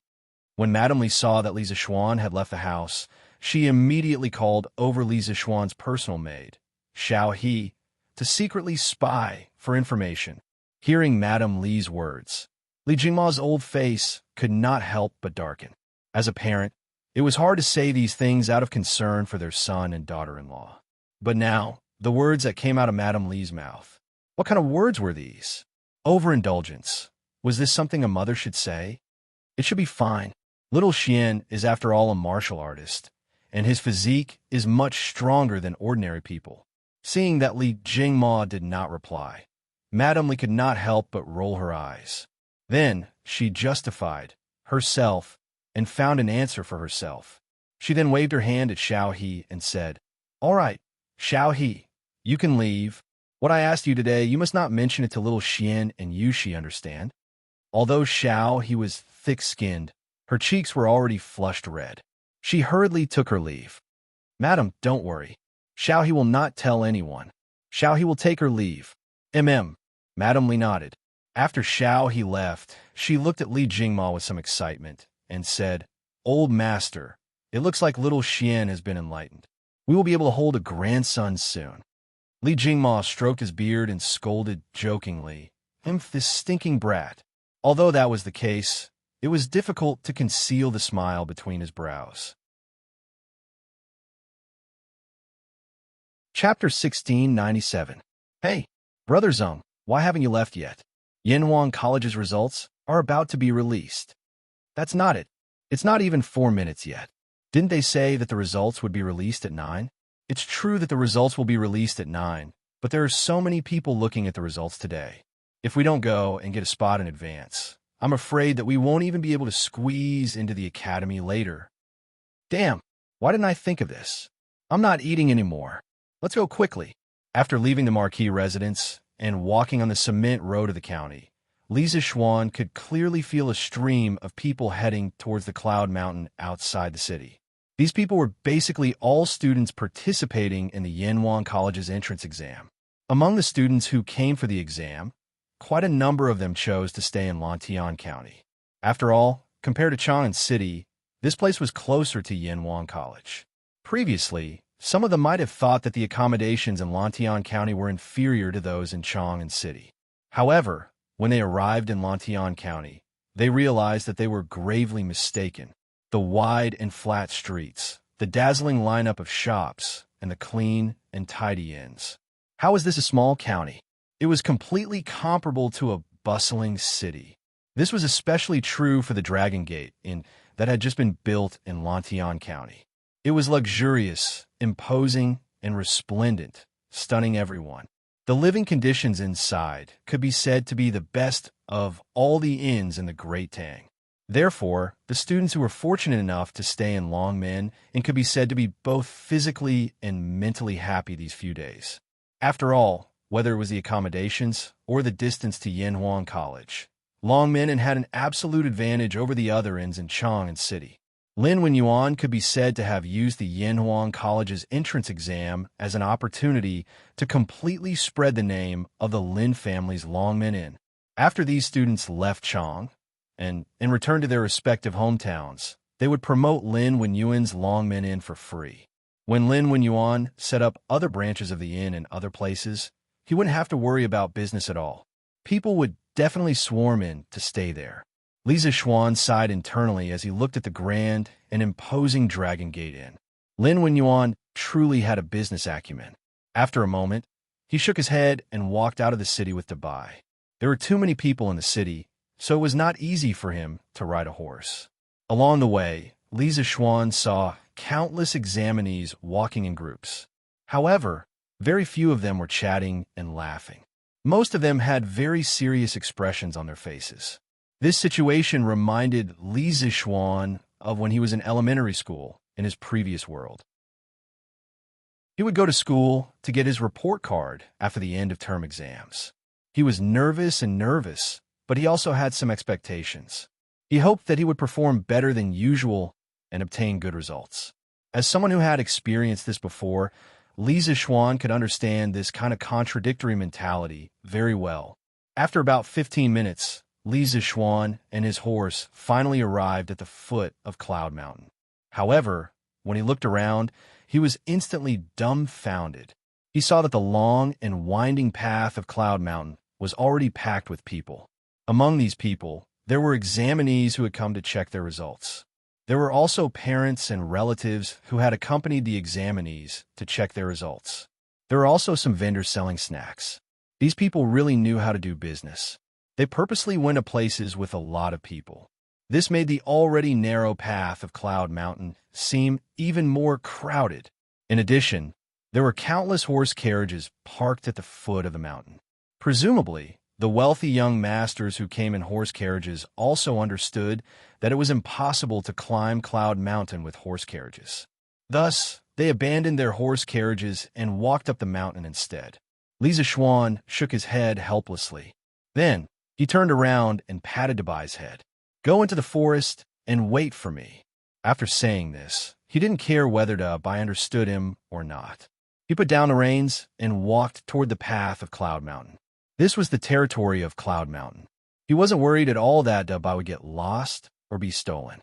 Moreover, Dabai's legs were very strong. If it really started running, no one would be able to catch it. On the mountain path, Li Zishuan slightly released a bit of his protective real qi. An invisible pushing force gently pushed the people around him away. Relying on this skillful force, Li Zishuan arrived at the top of the Cloud Mountain in a short while. He saw that the peak of the mountain was also filled with people. As it wasn't time to release the results yet, the gates of Yanhuang College weren't open yet. Otherwise, with so many examinees swarming in, it was hard to guarantee that there wouldn't be a single person causing trouble inside the college. For safety reasons, he could only wait until the time was almost up before the gates of the college opened. There were many college guards maintaining order at the gates. When they saw Li Zishuan, they hurriedly bowed and greeted, "Greetings, Yamacho. Mr. Yin and the others are all here, right?" Li Zishuan nodded and clasped his hands behind his back. Returning to Yamacho, "Mr. Yin and the others are all at Guanghua Tower." The college guard cupped his fists and said, Li Zishuan nodded and then said, "Maintain order well. Don't let them cause trouble." After saying that, he directly walked into the college. Naturally, someone would open the gates for him. "Yes, Yamacho." The guard replied loudly as he looked at Li Zishuan's back. The examinees surrounding the gates of the college suddenly became excited. "Wow, that person just now is the Yamacho from Yanhuang College?" The Yamacho from Yanhuang College is actually so young. That's right. He's much younger than the teachers in our county's official school. Also, the Yamacho from Yanhuang College is the current Marquis Yong, and he's already a Marquis at such a young age. He's really a role model for our generation. These people were obviously examinees from other places. Otherwise, they wouldn't be so surprised to see Li Zishuan. Dad, it's Grandmaster. He's entered the college." In a corner of the crowd, a young man stood on his tiptoes and said excitedly in the direction Li Zishuan left, "Howard, don't talk nonsense. When did Marquis become your Grandmaster? Don't say such things to others in the future." Beside the young man stood an old man in luxurious clothes. Who else could it be other than Lin Wenyuan, who Li Zishuan was talking about in the county? The young man beside him was Lin Hao. The reason why he didn't allow Lin Hao to say that Li Zishuan was his Grandmaster in front of outsiders was mainly because Lin Wenyuan didn't want to cause trouble for Li Zishuan because of this matter. Today, Lin Wenyuan came to look at the list with his son. Whether Lin Hao could enter Yanhuang College was very important to the Lin family. It could be said that the fate of the Lin family depended on Lin Hao to change it. In this era where the classes of scholars, farmers, and businessmen were strict, merchants were looked down upon the most. The children of merchants would face great obstacles even when they went to school, not to mention the imperial examinations. However, Yanhuang College didn't restrict the children of merchants. Moreover, anyone with foresight could see that the future of Yanhuang College was limitless. If one could enter Yanhuang College, their future achievements might not be inferior to taking the imperial examinations. Therefore, Lin Wenyuan was very anxious to know whether Lin Hao could make the list as soon as possible. Therefore, he personally came to Yinshan. But Han Xiao is clearly, "Oh yes, Dad." Lin Hao wanted to refute, but he was frightened by Lin Wenyuan's stern gaze. He quickly swallowed the words that were already at the tip of his tongue and changed his words. Only then did Lin Wenyuan's gaze become gentle. He murmured soon, "The list should be released in half an hour. Ancestors of the Lin family, please bless this kid. He must pass the exam." Lin Wenyuan was praying to the gods, but there were two slippery little fish in the crowd. They shuttled back and forth between the gaps of the crowd. They relied on their small bodies to quickly arrive at a position slightly in front of the crowd. "Sister, you're still the smart one. If we didn't come early today, we might not even be able to reach Yinshan." The two little girls were wearing coarse clothes with many patches on their clothes. There were also a few spots of black ash on their faces. It was obvious that they were children from poor families. At this time, the younger girl sighed and said. The slightly older girl said, "Sigh, we still woke up too late, but it's already not easy to squeeze in here. Xiaoyu, when the academy opens later, you have to hold on to me tightly. Otherwise, if we get separated by the crowd, I won't be able to find you." These two little girls were the sisters Chun Shuajin and Chun Shuyu. Sister, don't worry. I'll definitely hold on to you tightly. This Yanhuang College is really imposing. Sister, do you think you'll get first place this time? If that's the case, Dad and Mom will definitely be overjoyed when they know about it. Chun Shuyu nodded and responded. At this time, she looked at the tall and majestic buildings within the walls of the academy and couldn't help but sigh. Because today was only the release of the results and not the exam, there was no need for a quiet environment and strict order. The academy didn't restrict the examinees from entering the mountain like a few days ago. Moreover, after the exam ended, all the examinees' tokens were taken back. At this time, even if they wanted to restrict it, it would be difficult to do so. Therefore, the examinees who weren't from Yanhuang College could also take this opportunity to see the majesty of Yanhuang College. Chun Shuajin's eyes flashed. After a moment, she whispered inexplicably, "Silly girl, how can I get first place? I only hope to get into the academy." She was talking about how to get first place, not how it was possible to get first place. This difference of one word meant 1,000 miles of difference in the meaning. However, Chun Shuyu was deeply shocked by the majestic building of Yanhuang Academy at this time and did not notice this small detail at all. But with her small brain, even if she noticed it, it would be difficult for her to understand in a short time. "Dad, Mom, let's not push forward. There are too many people. In a while, when the people in front of us finish looking at the results, they will naturally come out. At that time, we'll go in and take a look." On the other side, Zhang Wenzhong also brought his parents to look at the results today. To be more precise, he was brought by Zhang Wenzhong's parents to look at the results. He originally wanted to come alone, but Zhang Wenzhong's parents couldn't wait at home and couldn't wait to come together. However, they came a little late. At this time, the release of the results was near, but they were still stuck on the mountain road halfway up the mountain. Zhang Wenzhong saw that his father wanted to cut in front of the line and quickly stopped him. "Alas, Zhong I'm just anxious." Zhang Wenzhong's father couldn't help but wipe his sweat and said. Zhang Wenzhong laughed and said, "Dad, this is not your exam. Why are you anxious? What's more, now that the test papers have been marked, the results have been set. If the child passes the test, it means that he has passed. Don't tell me that if he's late, his name will fly off the list." Zhang Wenzhong's father was speechless. He had to admit that his son's words were very reasonable. All right, darling. You see that Zhong is not anxious. Why are you anxious? Let's line up slowly at the back. If we cut in line, it will be embarrassing to be seen by the guards of the academy who maintain order. Zhong still has to go to school in the future. Zhang Wenzhong's mother couldn't help but say at this time. She looked at her son's expression of victory and couldn't help but calm down. The door is open. The academy is open. The results are about to be released. Those in front, hurry up. At this time, there was a noise in front of the crowd. It was almost 9 o'clock. The academy was about to open the mountain gate and prepare to release the results. Chapter 1698. Everyone, line up and enter the academy in order to see the results. Do not push and shove. Those who violate the order and their relatives will be expelled from Yinshan and will never be allowed to step into Yanhuang College again. Everyone, line up and enter the academy in order to see the results. Do not push and shove. Those who violate the order and their relatives will be expelled from Yinshan and will never be allowed to step into Yanhuang College again. When it was close to 9, the gates of the academy opened. The examinees and their relatives who were crowding around the mountain peak and squeezing on the mountain path heard the news and moved immediately. There was a commotion in the crowd. After all, it was difficult to avoid conflicts when tens of thousands of people were squeezed together. At this moment, the guards of Yinhuang College and the Imperial Army guarding the foot of Yunshan all moved out. Each of them held a loudspeaker and they shouted as they ran on both sides of the path.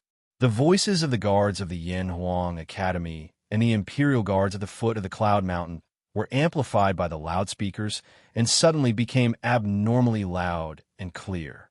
Almost everyone heard this sentence. Therefore, the noisy and disorderly crowd suddenly quieted down. After all, to some of them, being expelled from the Cloud Mountain was not scary.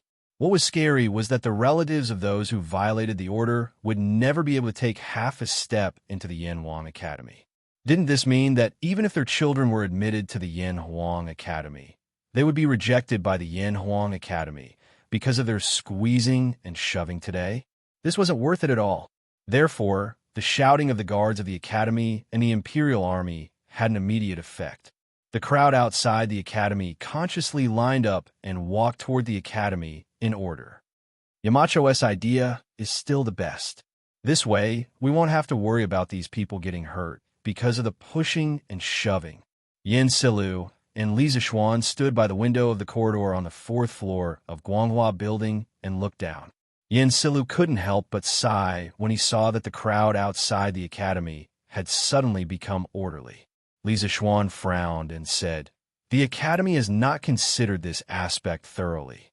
Today, tens of thousands of people have come to look at the results.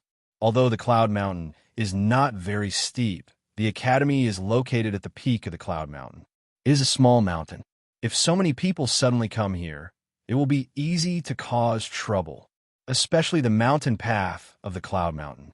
Although it has been widened several times, if these people are in a mess, they will still be easily pushed down the cliff. If that happens and someone dies, our Academy will be in trouble." He had squeezed his way up from the foot of the mountain and knew the situation of the crowd outside the Academy like the back of his hand.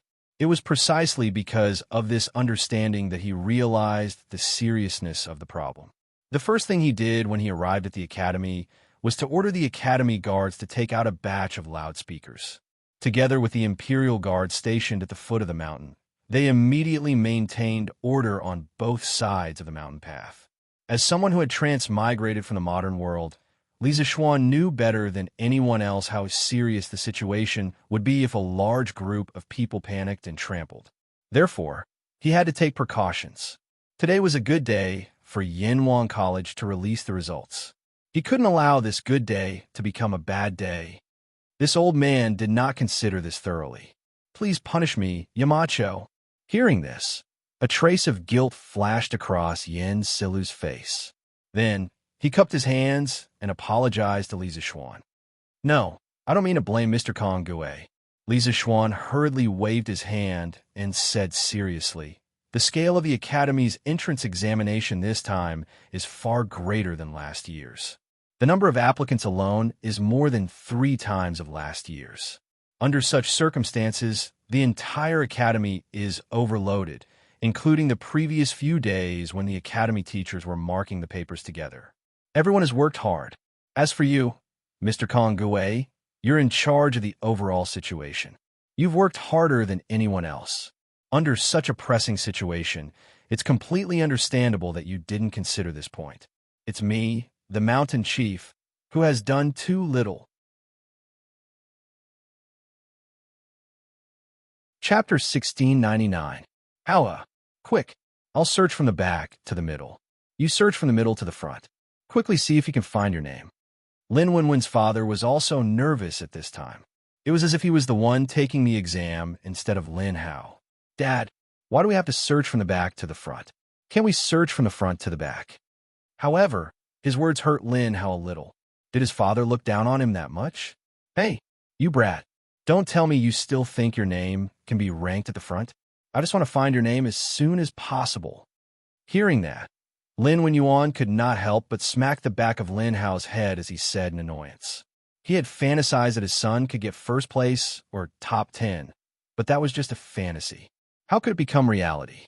To be honest, Lin Hao went from being an ignorant rich kid to being taught by Iron Egg to learning engineering knowledge. It had only been 6 or 7 months. How could he get a good result in the entrance exam of Yanhuan College, where there were so many experts? Lin Wenyuan thought that as long as Lin Hao could get into the college, he would be satisfied even if he was last on the list. Lin Wenyuan, who had been in the business world for many years, was very realistic when looking at problems. Dad, I found my name. 228th, a total of 82 points. Dad, look. Just when Lin Wenyuan was looking at the bottom of the list, Lin Hao suddenly exclaimed and said excitedly, "What?" Lin Wenyuan's body suddenly shook. He suspected that he had heard wrong, so he couldn't help but say, 228th? How? You said you were 228th? Where is it? Let me see. After that, Lin Wenyuan quickly opened his eyes wide and desperately looked for the 228th name on the list. Fortunately, although Lin Wenyuan didn't want to get into Yanhuan College, he still taught himself a little of the college's new mathematics in his spare time. After all, the new mathematics was very helpful for business, so Lin Wenyuan also recognized the Arabic numerals on the list. Soon, he found Lin Hao's name behind the number 228. 228th, Lin Hao, a weighted total of 82 points. Seeing this small line of words, Lin Wenyuan had the urge to laugh out loud. However, he didn't know why. When he was extremely happy, he couldn't laugh, and he even had tears in his eyes. It's true. It's actually true. Hao really got into Yanhuan College, and his score isn't the top. The ancestors of the Lin family bless and protect him. Lin Wenyuan excitedly patted Lin Hao's shoulder with both hands, and then said incoherently, Father, I told you long ago, this time's entrance exam, your son is in the bag. At that time, you and Mother didn't believe me, but now you should believe me, right? Lin Hao took the opportunity to show off. I believe you, I believe you. Looks like your mother and father didn't have good eyesight before. Unexpectedly, this time, Lin Wenyuan didn't attack Lin Hao's weak spirit with words as usual. Instead, he went along with Lin Hao's words and praised him. This made Lin Hao stunned, and he couldn't help but feel flattered. Father, are you all right? Don't tell me you have a fever. Get lost. Lin Wenyuan reacted at this time, and his old face couldn't help but darken as he roared angrily. He thought to himself, can't you be nice to this brat? That's normal. Lin Hao wasn't angry. Instead, he breathed a sigh of relief and said with a smile, Father, this time, your son got into Yanhuan College as you wished. Shouldn't you give me some reward? Lin Wenyuan said with a straight face, What reward do you want? Lin Hao thought for a while and said with a serious face, There are still 2 months before the academy starts. In these 2 months, your son wants to finish all the novels that I didn't have time to read before. Father, you and Mother can't interfere with me during this time. Lin Wenyuan glared and couldn't help but feel a little angry. He thought that Lin Hao wanted to use this as an excuse to ask for some money, but he didn't expect that this stinking brat actually made such a ridiculous request. He was really useless. Sigh, forget it. We'll do as you wish. In these 2 months, your mother and father won't interfere with anything you do. In the end, Lin Wenyuan nodded and agreed to Lin Hao's request. Thank you, father. Then, your son will go back now. Lin Hao laughed loudly, turned around, and ran away. In a short while, he was nowhere to be seen. This brat, he doesn't have any ambition at all. Lin Wenyuan looked in the direction that Lin Hao left, and then he walked out of the crowd. No matter what, my Lin family will have a scholar this time. Let's see who dares to look down on this old man in the future. Although he was a little disappointed, Lin Wenyuan was still very satisfied with Lin Hao's results this time. He clasped his hands behind his back and squeezed out of the crowd while thinking proudly in his heart, Sister, why didn't I find your name at the front? In contrast to Lin Wenyuan, on the other side, a little girl started to search from the first place on the list. However, after searching for more than 10 names, she still couldn't find the name she was looking for. She turned her head and was puzzled. This little girl was Chun Shuayu. At this time, she and Chen Shuajin were in the 3rd row of the crowd. Although they were shorter than the people around them, fortunately, The academy's red list was hung very high. As long as they looked up, they could still see the words on it. He, who said that sister must be at the front. Xiaoyu, look at the 33rd row. Isn't that your sister's name? Chen Shuajin couldn't help but smile when she heard this. She rubbed Chen Shuayu's head and smiled. Ah, it's true. Chen Shuayu looked at the 33rd row and was stunned when she saw it. She said in disbelief, Sister, why are you only 33rd? Only 33rd. If these words were heard by others, they would be depressed to the point of vomiting blood. However, Chen Shuayu knew that her sister got the test papers in advance and wanted to find people to get the answers in advance. According to common sense, Chen Shuajin shouldn't be able to get first place, but she should be able to get into the top 10. However, what Chen Shuayu didn't expect was that Chen Shuajin only got 33rd. This was really inconceivable. When you grow up, you will understand why your sister only got 33rd. Chen Shuajin glanced at her right front and said meaningfully. Then she pulled Chen Shuayu's arm and said, Okay, let's go home. No matter what, your sister got into Yanhuang College. Let's go home and celebrate. Hearing the word celebrate, Chen Shuayu quickly nodded. The two sisters quickly walked out of the crowd. However, in the direction that Chen Shuajin was looking at, there was a middle-aged man in green who was looking at the red list. He looked from top to bottom and whispered to himself, Strange, there is no one named Chen Weining in the top 10. Could it be that master is lying to us? This person was the apprentice of the Hanging Pot Hall, Chang Feng. Previously, when Chen Shuajin went to the Hanging Pot Hall, she met him.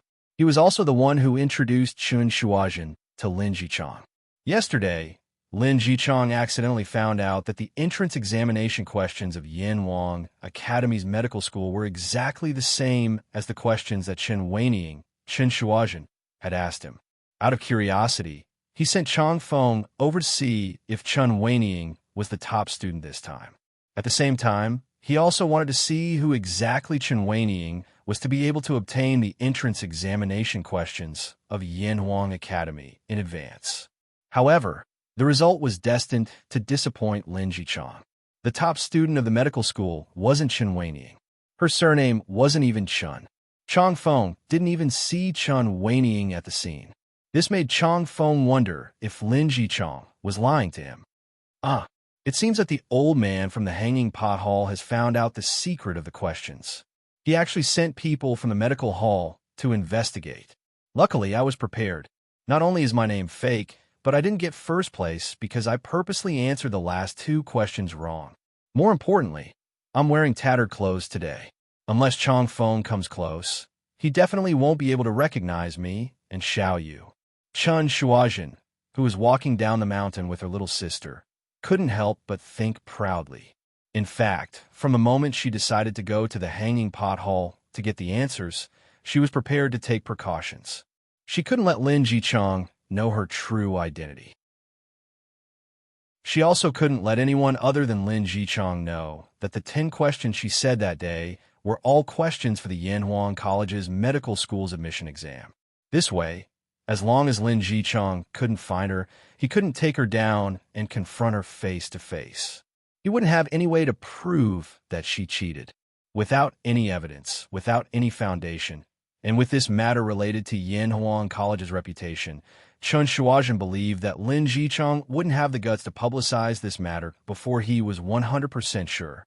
As a small fry, if she wanted to live longer, she had to be careful.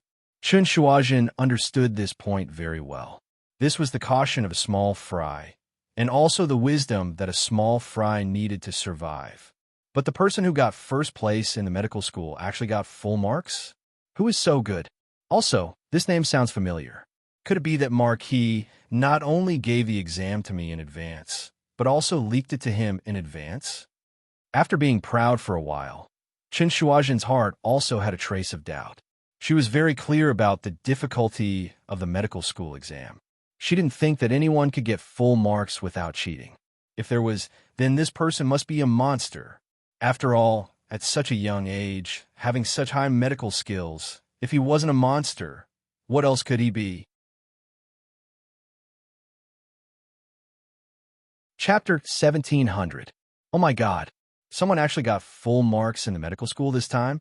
What? Full marks? Were the medical school's exam questions this year so easy?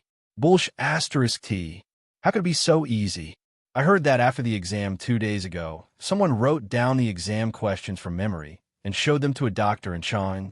Even the doctor wasn't very sure about a few questions. Do you think the exam questions this time were easy or difficult? Hiss. Even the doctor in charge of the medical school couldn't answer them? Then the medical school's exam questions this time were too difficult? Of course. I heard that the medical school's exam questions were personally organized by Dr. Sunday. Of course, ordinary doctors wouldn't be able to answer them. Damn. According to what you said, shouldn't the medical school's examinees have done very badly? How could there be someone who got full marks? How would I know? It seems that the medical school has recruited a medical genius this time. Let's go. Let's go and see who the person who got full marks is. Lin Hao, Lin Wenyuan, Chun Shuajin, and Chun Shuya left, but the commotion on Yunshan Mountain did not stop there. Instead, as time passed, more and more people knew that the medical school had a top scorer who got full marks. Even the examinees who were looking at the results at the Eastern Institute of Technology couldn't help but shift their focus when they heard the news. They came over to see who the student who got full marks was. In an instant, the medical school's results list, which was originally quite relaxed, suddenly became crowded. Zhang Wenzhong? Who is this Zhang Wenzhong? He actually got full marks? Unbelievable. It's too unbelievable. If that's the case, isn't this Zhang Wenzhong's medical skills already on par with some of the doctors in the medical school? I wonder how old this guy is. He actually has such amazing medical skills. Soon, more and more people noticed the name list of the medical school's top student. Looking at the name on top of everyone's head, most of the students couldn't even feel jealous because the gap between them was too big. First place, Zhang Wenzhong, 100 points. Second place, Cui Shirong, 90 points. There was a gap of 10 points between the first and second place. One must know that this wasn't a gap of 10 points in a single subject. This was a weighted average score. It was obviously more difficult to create a gap of 10 points in this area. Therefore, that dazzling 100 points directly made people unable to feel jealous. Everyone understood that they really couldn't be jealous of this score. Even if they were given another 10 chances, none of them had absolute confidence that they would be able to get full marks. Did you hear? There's someone who got full marks. What? Full marks? That's amazing. Who is it? According to the people in front, that person seems to be called Zhang Wenzhong. Zhang Wenzhong. Who is this person? Why haven't I heard of him before? Sigh. Not only you, I. As time passed, the people who had finished looking at the results began to leave the academy. Today, the academy was only open to the public in front of the Guanghua building. The other places were guarded by guards, and no one was allowed to get close. Therefore, those who had finished looking at the results could only leave the academy. Those who were queuing outside were able to move forward and slowly approach the academy's mountain gate. As those who had finished looking at the list left, the news of someone scoring full marks in the Academy of Medical Sciences gradually spread through the queue. Soon, almost everyone in the queue knew of this shocking news. Zhong! Did you hear that? Are you the one who scored full marks? In the crowd, Father Zhang and Mother Zhang were still queuing outside the academy. From time to time, they could hear the people around them talking about a student who scored full marks in the Academy of Medical Sciences. At this moment, he finally couldn't help but tug at Zhang Wenzhong beside him and ask in a trembling voice. At this moment, Father Zhang was both nervous and excited. Even his voice had a slight tremor in it. Mother Zhang immediately looked at Zhang Wenzhong with eager eyes. At this moment, she really hoped that the student who scored full marks in the Academy of Medical Sciences was her son. Oh, it should be. But there are thousands of students taking the exam this time, and they're all from different counties in the Tang Empire. It's inevitable that there will be people with the same name. Zhang Wenzhong thought about it and said cautiously. When Father Zhang heard this, he was overjoyed at first, but then he was stunned because the latter half of Zhang Wenzhong's sentence made sense. Hence, he asked nervously, Zhong, how do you think you did in the exam this time? Zhang Wenzhong smiled and said, Father, didn't I tell you this before? Don't worry. Even if I don't get first place, I won't do too badly. I'm still very confident in this exam. Besides, whether I'm first or not, we can just walk closer to see later. Every candidate has an exam number. With the help of the exam number, even if there are people with the same name, there won't be any confusion. There were 6,000 to 7,000 students taking the entrance exam for Yanhuang College this time, and the final admission number was more than 1,000. It was inevitable that there would be people with the same name. Hence, Zhang Wenzhong guessed that the academy would definitely use other methods to distinguish between people with the same name. In fact, this was indeed the case. Behind every name on the list of results was a row of Arabic numerals. This row of numbers was the student's exam number. Oh, yes. There's an exam number too. That's good. Zhang Wenzhong's father patted his head. Then, he looked at the dense crowd in front of him and said dejectedly, Sigh, there's so many people. I don't know when it'll be our turn to enter. Father, don't worry. There are already a lot fewer people in front of us. I estimate that we'll be able to enter the academy in 3/4 of an hour. Although Zhang Wenzhong was also very eager to see if he was the one at the top of the list, he didn't show it. Instead, he calmly comforted his father. 3/4 of an hour? Sigh, we can only wait. However, for Zhang Wenzhong's father, he couldn't even wait for 3 blinks of an eye, let alone 3/4 of an hour. But what could he do if he couldn't wait? Could it be that he could cut the queue? Looking at the two sides of the line, the Yanhuang College guards were eyeing covetously. Then he recalled that a few people had already been expelled from Yinshan by the guards for cutting the line. Zhang Wenzhong's father shrunk his neck and decisively dismissed the idea of cutting the line. It didn't matter if he was expelled from Yinshan. The key was that it would affect Zhang Wenzhong's future. This was something that Zhang Wenzhong's father absolutely didn't want to see. Zhang Wenzhong's father didn't know how many 3/4 of an hour he had experienced in the first half of his life. However, the current 3/4 of an hour felt so long to him. Under the entanglement of nervous, excited, anxious, conflicted, worried, and other complex emotions, Zhang Wenzhong's father finally endured the 3/4 of an hour. We're finally in. In order to prevent a large number of people from suddenly rushing in and causing a stampede, the academy adopted the strategy of entering in batches. After the first batch of people left, the next batch of people would enter. Of course, each batch of people could only stay in the academy for a limited time. When the time was up, they had to leave. This was a bit like the upper limit strategy used by some subway stations during the morning rush hour. At this time, almost 3/4 of an hour had passed.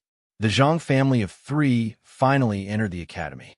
Zhang Wenzhong's father couldn't help but let out a long sigh of relief.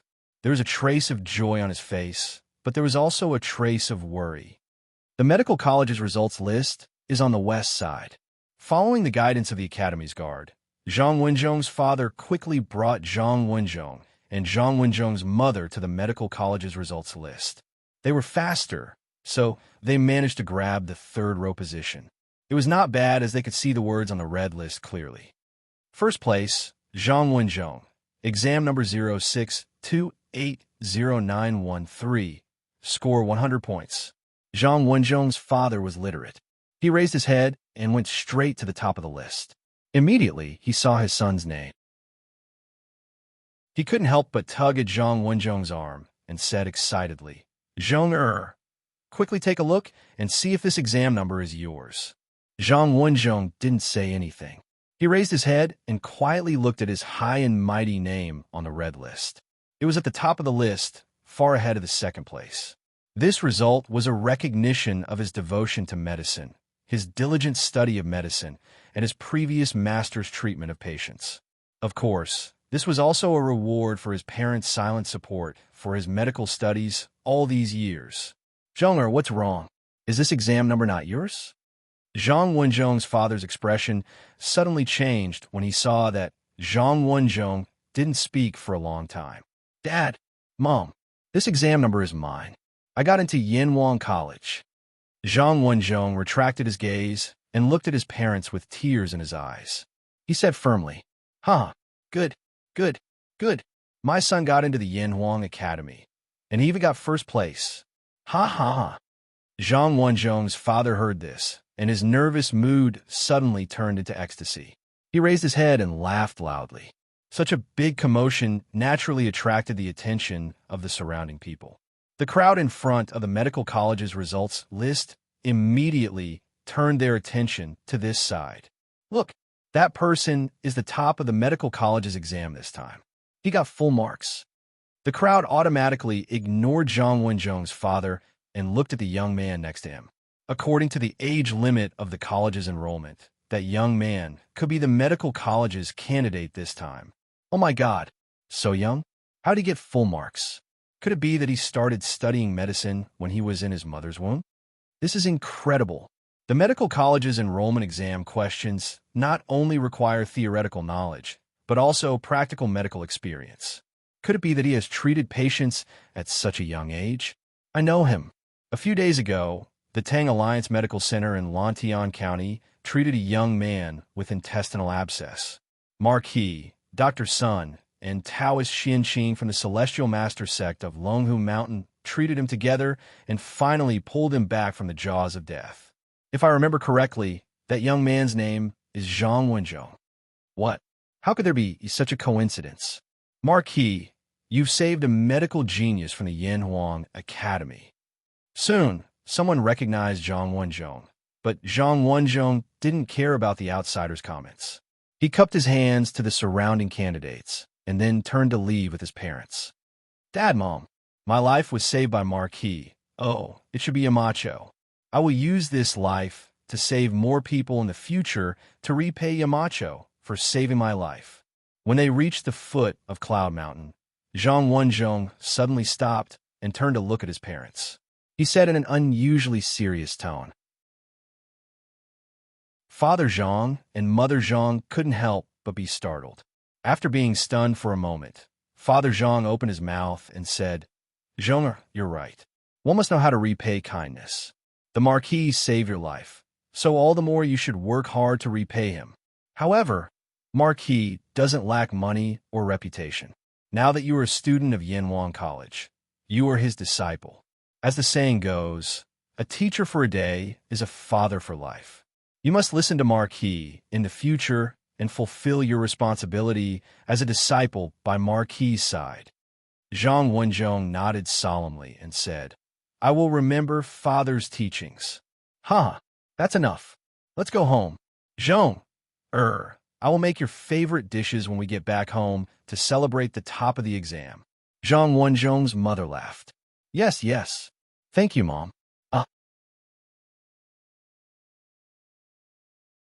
Chapter 17:01. Who would have thought that Zhang Wenzhong would be able to get full marks? Looks like I've still underestimated him. Li Zixuan couldn't help but sigh as he watched the bustling crowd in the Academy's Guanghua building. Previously, when Yin Silu told him the name of the person who got full marks in the medical school, he was a little nervous because he was afraid that Yin Silu's name would be Chun Shuajian. If that happened, he would have to cover up countless lies later on. However, although the person who got full marks wasn't Chun Shuajian, Li Zixuan was still a little surprised when he heard the name Zhang Wenzhong. It wasn't that he didn't believe in Zhang Wenzhong's ability. Zhang Wenzhong's medical skills were unquestionable since he was able to leave his name in history. However, you should only be 7 or 8 years old now, right? What could a 7 or 8-year-old do in modern times? He probably only knew how to play mobile phones and games. However, Zhang Wenzhong's medical skills were already comparable to a doctor in a medical hall when he was only 7 or 8 years old. It was really unbelievable. Are all the children in ancient times so monstrous? First, there was Jia Jiayin, Lian, Li Ke, Li Tai, and now there's Zhang Wenzhong. Yanhuang College is getting more and more monstrous. Li Zixuan couldn't help but sigh in his heart. At this moment, he was really glad that he had saved Zhang Wenzhong's life in the medical hall that day. He didn't just save the life of a young boy. He might have saved the lives of hundreds and thousands of people. Now that Zhang Wenzhong was admitted into Yanhuang College, under the guidance of experts like Sun Simiao, Dr. Qin, Dr. Wang, and Gu Qingwei, and under the influence of the Academy's modern medical theories, Li Zixuan believed that Zhang Wenzhong's future medical skills would be much higher than the original Zhang Wenzhong in history. At that time, he alone would be able to save countless lives. He might very well become the second Sun Simiao of Tang Dynasty. Shaking his head, Li Zixuan shook off the chaotic thoughts in his mind and left the academy.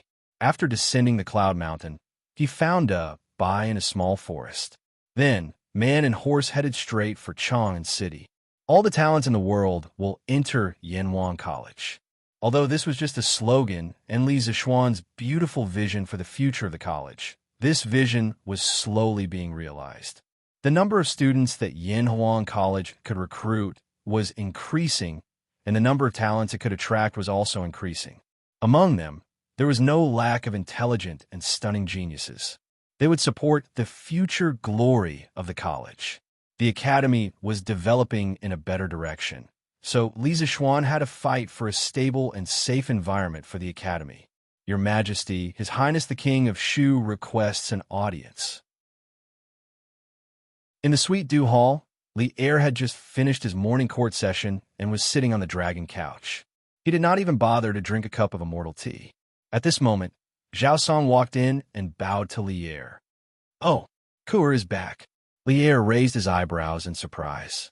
Zhao Song hurriedly replied, "Your Majesty, His Highness the King of Shu had returned to the city last night. However, it was already late, so His Highness did not enter the palace to disturb the Emperor." A few months ago, Li Ku was conferred the title of King of Shu and was in charge of military and government affairs in all the states of Jianan. This was also the official establishment of a prince's residence. Since then, Li Ku had moved out of the palace. However, he usually stayed at Yanhuang College and did not return Chang'an. He had only stayed in this residence outside the palace a few times. Li Er nodded and said, "Let him in." "Yes." Zhao Song responded and turned to leave. "Greetings, father." Not long after, Li Ku walked in from outside the hall and bowed to Li Er. You may rise, Ku." Li Er waved his hand and then looked at Li Ku for a while. He smiled and said, You become more mature. You haven't returned to the palace for a long time. Have you paid your respects to your mother?" Li Ku cupped his hands and replied, "Father, before this, I have already paid my respects to my mother." Li Ku's birth mother was imperial concubine Yang, and the head of the Tang Empire's imperial harem was Zhongsun Wugo. In this palace, etiquette was the most important thing. Even if imperial concubine Yang was Li Ku's birth mother, he had to pay his respects to Empress Zhongsun before he could go to his birth mother. Therefore, Li Ku's words were very appropriate. Li Er nodded in satisfaction and then asked, "Good. Kuer, what brings you here today?" Li Ku had already prepared a draft before he came. He took a step forward and bowed to Li Er. "Father Emperor, a few days ago, this son followed the mountain elders to the north to exterminate the locusts. I have seen too many hardships of the people. Although most of these hardships were caused by natural disasters, there were also man-made disasters. In this extermination of the locusts, there were corrupt officials and unscrupulous merchants who try to hoard and drive up the price of food. The corrupt officials and the evil grain merchants will be dealt with by the imperial censors sent by Father. However, I have also discovered that some of the shopkeepers of the Yanhuang Bank's branches are taking the opportunity to stir up trouble in the dark. Jin Wanfu, the shopkeeper of Yanhuang Bank in Xinfeng County, is a typical example. Other than him, during the journey to the north, I Mountain Head found out that there were a total of 12 branches of the bank that were secretly involved in illegal activities. When we returned to the capital, I learned from Mountain Head that the Dragon Sect had previously rebelled and was fortunately executed in front of Chang'an City. However, behind the Dragon Sect, there were also 8 shopkeepers of the bank who were using their official position for personal gain, secretly sending money to the Dragon Sect. The Yanhuang Bank was in charge of the distribution of the Tang Yuan and also controlled the deposits and loans of the people. It could be said that it was a vital department that was related to the fate of the Tang Empire. The appearance of a parasite like Jin Wanfu was a serious blow to the reputation of the Yanhuang Bank among the people. Fortunately, the Yamacho used a thunderous method to resolve the trust crisis of the Yanhuang Bank. However, who can guarantee that the Yanhuang Bank will not be corrupted in the future? You must know that a place like the bank is the most prone to corruption. Lier narrowed his eyes and asked in a deep voice, "Kuer, what do you think?" Although he was mentally prepared, Li Ku was still a little nervous. Because it involved military matters, he was likely to be suspected by his father, who had taken the throne because of the coup. Forcing himself to calm down, Li Ku's face turned solemn. He bowed again and said, "Father, I intend to establish a new department in the Yanhuang Bank called the Gold-Clad Guard. It will specialize in correcting illegal activities within the bank to ensure that the bank will always operate normally. I sincerely ask for Father's permission." The hall suddenly fell into a deathly silence. Lier's tiger-like eyes suddenly flashed. After a long silence, Lier calmly said, "Oh, Gold-Clad Guard? Cool. Can you tell me in detail?"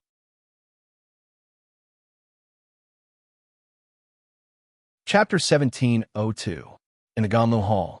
Under the watchful gaze of Lier, Li Ku braced himself and explained the overall structure of the golden-clothed guards of the Yanhuang Bank. "Father, the golden-clothed guards will be responsible for monitoring the various branches of the Yanhuang Bank in the Great Tang Empire and preventing internal members from accepting bribes and corruption. They will also ensure the safety of the Yanhuang Bank in its daily operations and prevent criminals from coveting the wealth of the bank. Therefore, the golden-clothed guards will not only have clerical personnel who are good at investigating and analyzing accounts, but they will also have military personnel who are good at arresting criminals and fighting. This department will be a department that is well-versed in both civil and military matters and will do its best to ensure the normal and healthy operations of the bank. I believe that Father knows the importance of the bank to the Great Tang Empire, even if I don't say it. Therefore, I implore Father to support me in establishing the golden-clothed guards." After saying that, Li Ku bowed deeply and didn't dare to raise his head for a long time. This matter was too important. He didn't know if Lier would agree or not, let alone what choice Lier would make.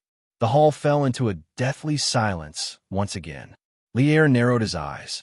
At this moment, his mind was racing. As an emperor who had risen to the throne through a coup, Lier had always been extremely sensitive to the military and military matters. Take Li Chengxian, for example. Even though Li Chengxian was the heir to the throne of the Great Tang Empire, other than the few hundred guards in the East Palace, Li Chengxian didn't have any military forces in his hands. He didn't even have the 6 squads of the Crown Prince. It was just a thing in name only. Among Li Er's sons, none of them had the military power of more than 1,000 people. As someone who had been through this before, Li Er knew very well that with an army in hand, one's ambition would be bred and one would have the capital to fight for the throne. The heavenly policy residence that he had led back then was his capital to rule the world today. And now, Li Ku was requesting him to establish the golden-clothed guards. Although the jurisdiction of the golden-clothed guards was only the Yanhuang Bank, there were so many branches of the bank in the world. If the golden-clothed guards were established, the number of military personnel would definitely not be small. Was Lier doing this for justice or for personal reasons? On the other hand, Li Ku was the first prince to propose to Lier. However, Li Ku's identity was too sensitive. He had the royal blood of the Great Tang Empire and the Sui Dynasty. He wasn't the heir, but the nobility of his bloodline was no less than Li Chengxian. If he agreed to establish the golden-clothed guards, it would be hard to guarantee that the others in the court wouldn't have improper thoughts. In this short span of time, many thoughts flashed through Li Er's mind. Finally, Li Er opened his mouth and said, "Kur, the matter of the gold-robed guards, did you think of it yourself? Or did someone mention it to you? Tell Father the truth." Hearing Li Er finally speak, Li Ku couldn't help but heave a sigh of relief. He clasped his hands and said, "I don't dare to lie to Father. The golden-clothed guards came about when the Yamacho went up north to exterminate the locusts and saw the serious corruption within the Yanhuang Bank in Xinfen County. That's why they had the idea of establishing the golden-clothed guards. The Yamacho said that the Yanhuang Bank was related to the economic lifeline of the Great Tang Empire. Its importance was definitely not inferior to any of the 6 ministries of the imperial court. If the internal operations of the bank couldn't be normal and healthy, and if the corruption reached the root, not only would the bank be finished, but the Great Tang Empire would also be in danger. Lisa Xuan? It's really him. Li Er's eyes narrowed as he muttered to himself. He was silent for a long time before he spoke again. Then have you thought about how many military personnel there would be in the Golden Clothed Guards? How many civilian personnel would there be? Li Ku was already prepared for this. He replied without hesitation. Replying to father, the Great Tang Empire currently has more than 300 provinces and 1,500 counties. However, not every county has a branch of the Yanhuang Bank. According to the internal records of the Yanhuang Bank, there are a total of 512 branches of the bank in the entire Great Tang Empire. If the Golden Clothed Guards want to cover all the branches of the bank, they would need at least 600 civilian personnel and 2,000 military personnel. At that time, the Golden Clothed Guards will set up the State Guard Station in each province and the Dao Guard Station in each province. Each guard station will conduct security and irregular audits of the accounts of the banks under their jurisdiction. If they discover any corruption, they will immediately report it to the higher levels. First, the internal affairs of the bank will be dealt with.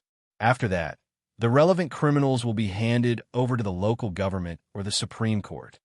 Even though Li Er was mentally prepared, he was still shocked by Li Ku's grand plan. More than 600 civilian staff and more than 2,000 military staff. What was Li Ku trying to do? He was going to establish a national yamen. Thinking back to when he was still the king of Qin, the Heavenly Policy residents only had 2,000 to 3,000 civil and military personnel. Could it be that Li Ku wanted to use this opportunity to touch the position of the crown prince? At this moment, Li Er couldn't help but suspect that Li Ku had selfish motives. Seeing that Li Er didn't speak, Li Ku's heart jumped to his throat. He actually knew that his request was a bit too much. However, the Yanhuang Bank stall was too big. If there were too few people, they definitely wouldn't be able to take care of such a big stall. 600 civilian personnel and 2,000 military personnel. This was already considered a small number. When the Golden Clothed Guard were fully established, the total number of personnel would definitely far exceed this scale. Although this might cause Li Er to be suspicious, Li Ku had a clear conscience. He didn't have any improper thoughts about the position of the crown prince. He only wanted to manage the Yanhuang Bank well. He realized that he had already fallen in love with the job of managing money. Therefore, although the atmosphere in the hall was becoming more and more serious, although Li Ku was also a little afraid of Li Er's might, he still straightened his back and looked at the top of the hall without changing his expression. This was because he had a clear conscience. Perhaps it was because of this clear conscience gaze that moved Li Er. Li Er looked at Li Ku for a moment and then said, "Ha! 600 civilian staff and 2,000 military staff." Ku was truly a bold man. The Yanhuang Bank is in charge of the issuance of the Tang Dynasty's currency and the savings and loans of the common people. It is indeed important. As for the personnel of the bank, they come into contact with large amounts of money every day. It is indeed easy for them to have thoughts of corruption. Your suggestion to establish the Golden Clothed Guards is very good. Unexpectedly, the moment Li Er opened his mouth, he actually confirmed Li Ku's idea. Li Ku, who was prepared to receive a storm from Li Er, couldn't help but be stunned. What he didn't expect was Li Er's next sentence. Li Er paused for a moment and continued. "Since that is the case, then Ku, you will be in charge of establishing the Golden Clothed Guards. The number of civilian and military personnel will be handled according to what you said earlier. All the manpower and resources needed, I will fully cooperate with you."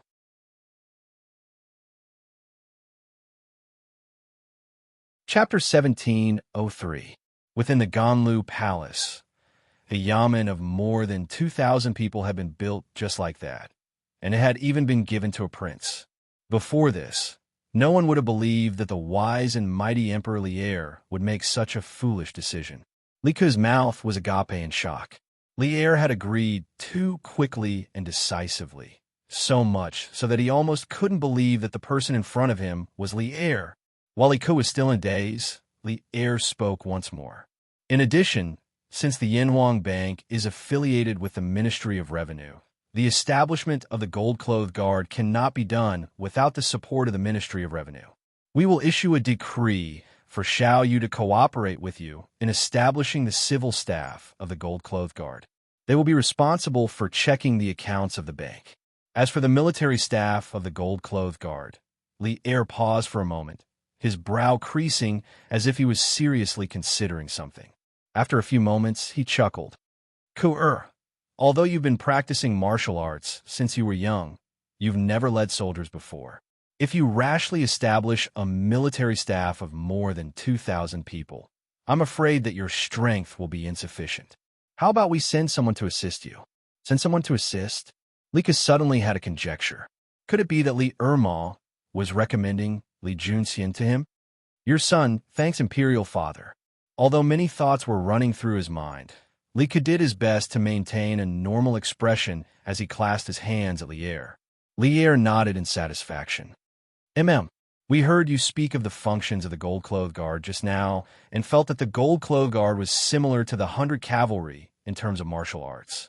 Thus, we plan to have Li Junxian assist you in establishing the military staff of the Gold-Clothed Guard. Kur, what do you think? As expected, although he had expected this, hearing it from Li Er's mouth made Li Ke feel that everything today was too surreal.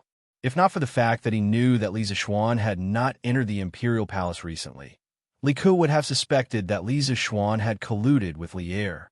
Otherwise, how could the two of them have the same idea? Royal Father is wise. This son will listen to Royal Father's arrangements. Li Ke realized that he couldn't understand Li Er, so he decided not to think about it. In any case, he just needed to do his own thing well. What other people had planned had nothing to do with him. At the very least, as long as he didn't have any ulterior motive for the throne, no one in the Tang Empire could do anything to him. Yes, if you don't have anything else to report, then go back and prepare. Li Er straightened his body and leaned against the dragon couch. He looked down at Li Ke and said, Yes, Imperial Father, I will take my leave now. Li Ke cupped his hands and left decisively. Today, Li Er's combination of punches had left him in a daze. He had to go home and calm down. With that, he turned around and left. Only Li Er and Zhao Song were left in the main hall. Zhao Song lowered his head and looked straight at the floor of the Suite du Hall, as if there was some secret martial arts manual on the floor. He was so focused and engrossed in it. He didn't want to ask too much about the matters of the royal family, especially when it involved the princes. Although Li Er's decision today was somewhat abnormal, Zhao Song couldn't be bothered to think about whether there was a deeper meaning to it. Because the emperor's was hard to fathom, he didn't want to guess. If he had the time, he might as well concentrate on meditating on the true meaning of martial arts. Chief Zhao Song was just so real. Li Er looked at Li Ke's back as he left. The smile on his face disappeared and turned into a thoughtful expression. After a long silence, he finally sighed and said, 2 dragons playing with a pearl is more interesting than a single dragon flying. If Ku really has this idea, then Cheng Xian should be under pressure, right? Zhao Song's body froze. As a martial arts grandmaster, his hearing was very sharp. Although Li Er's voice was soft, he still heard every word. This short sentence was full of Li Er's unfathomable shrewdness and foresight. The art of an emperor was indeed terrifying.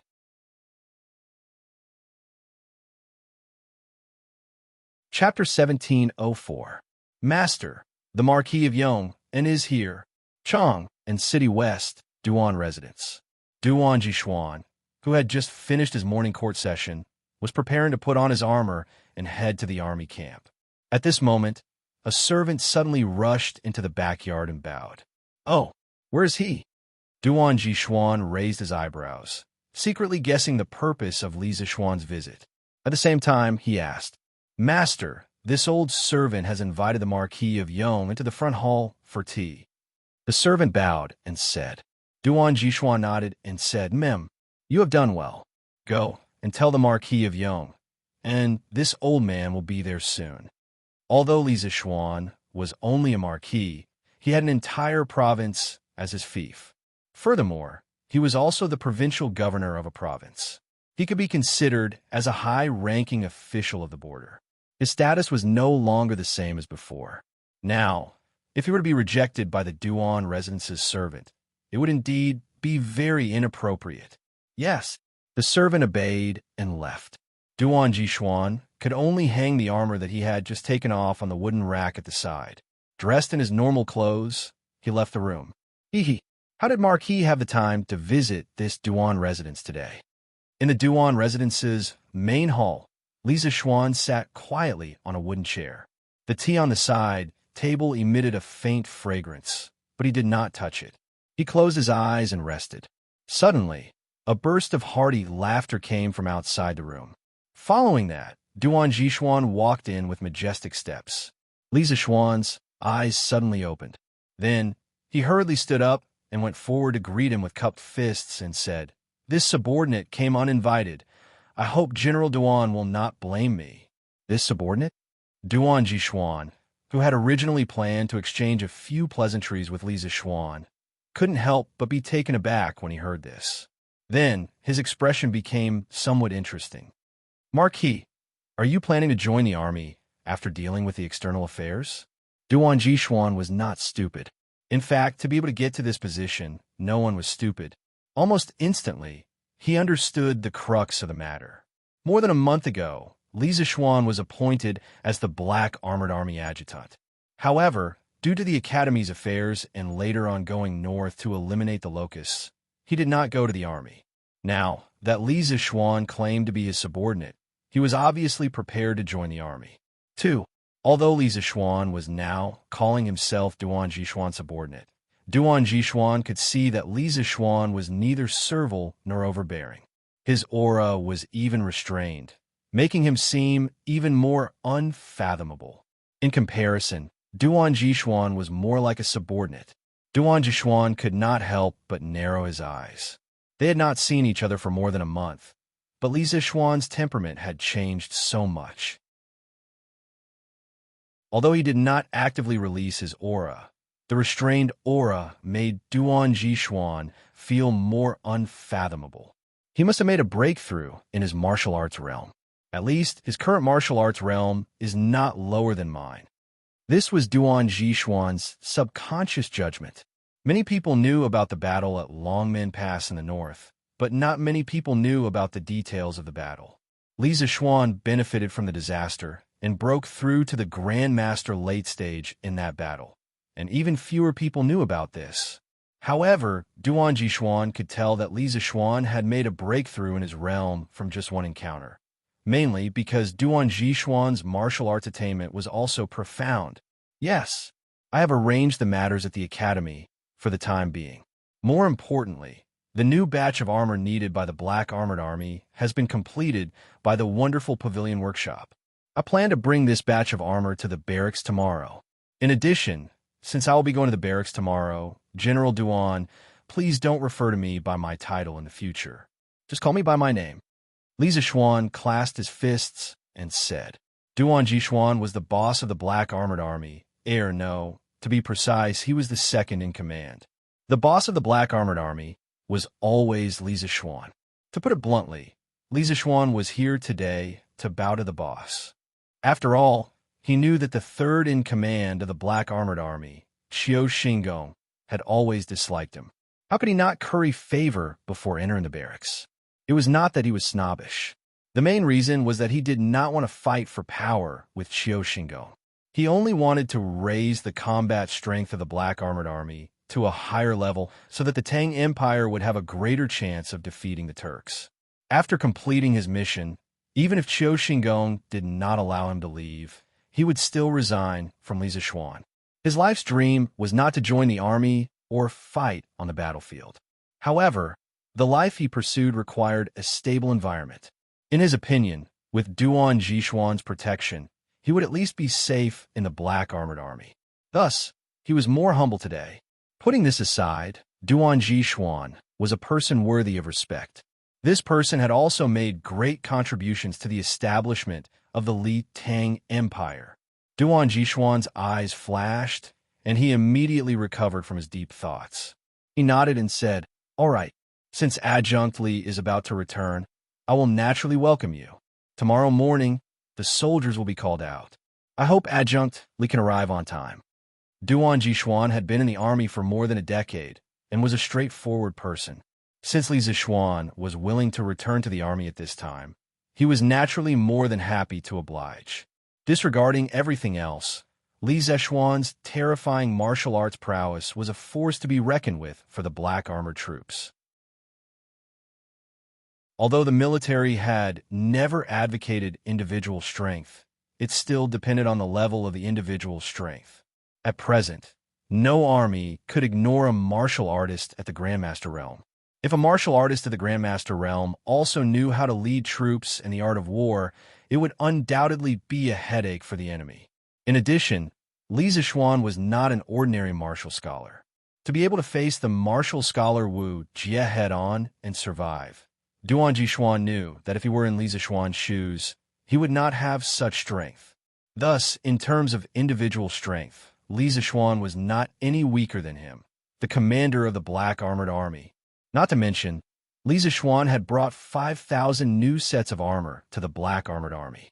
Duan Jishuan had personally experienced the power of these new sets of armor, and he was very greedy for them. Therefore, Li Zishuan's arrival would undoubtedly raise the strength of the Black Armored Army to another level. This general obeys. Tomorrow morning, I will definitely not be late. Seeing Duan Jishuan's decisiveness, Li Zishuan also cupped his fists and accepted the order. Good. Then this general will wait for Adjunct Li in the camp tomorrow. Duan Jishuan looked at Li Zishuan with appreciation and said in a clear voice, "Yes." After discussing official matters, the two exchanged a few words of greeting before Li Zishuan said his goodbyes. Because he could see that Duan Jishuan seemed to have something to do, he tactfully took the initiative to say his goodbyes. It just so happened that he had to go to the army camp tomorrow and had to go back today to prepare.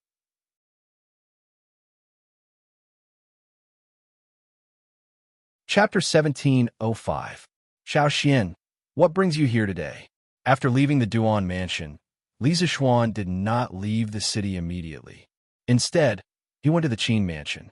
Qin Xiong was Han Yushi's adoptive father and was one of the closest people to Li Zishuan in Chang and city.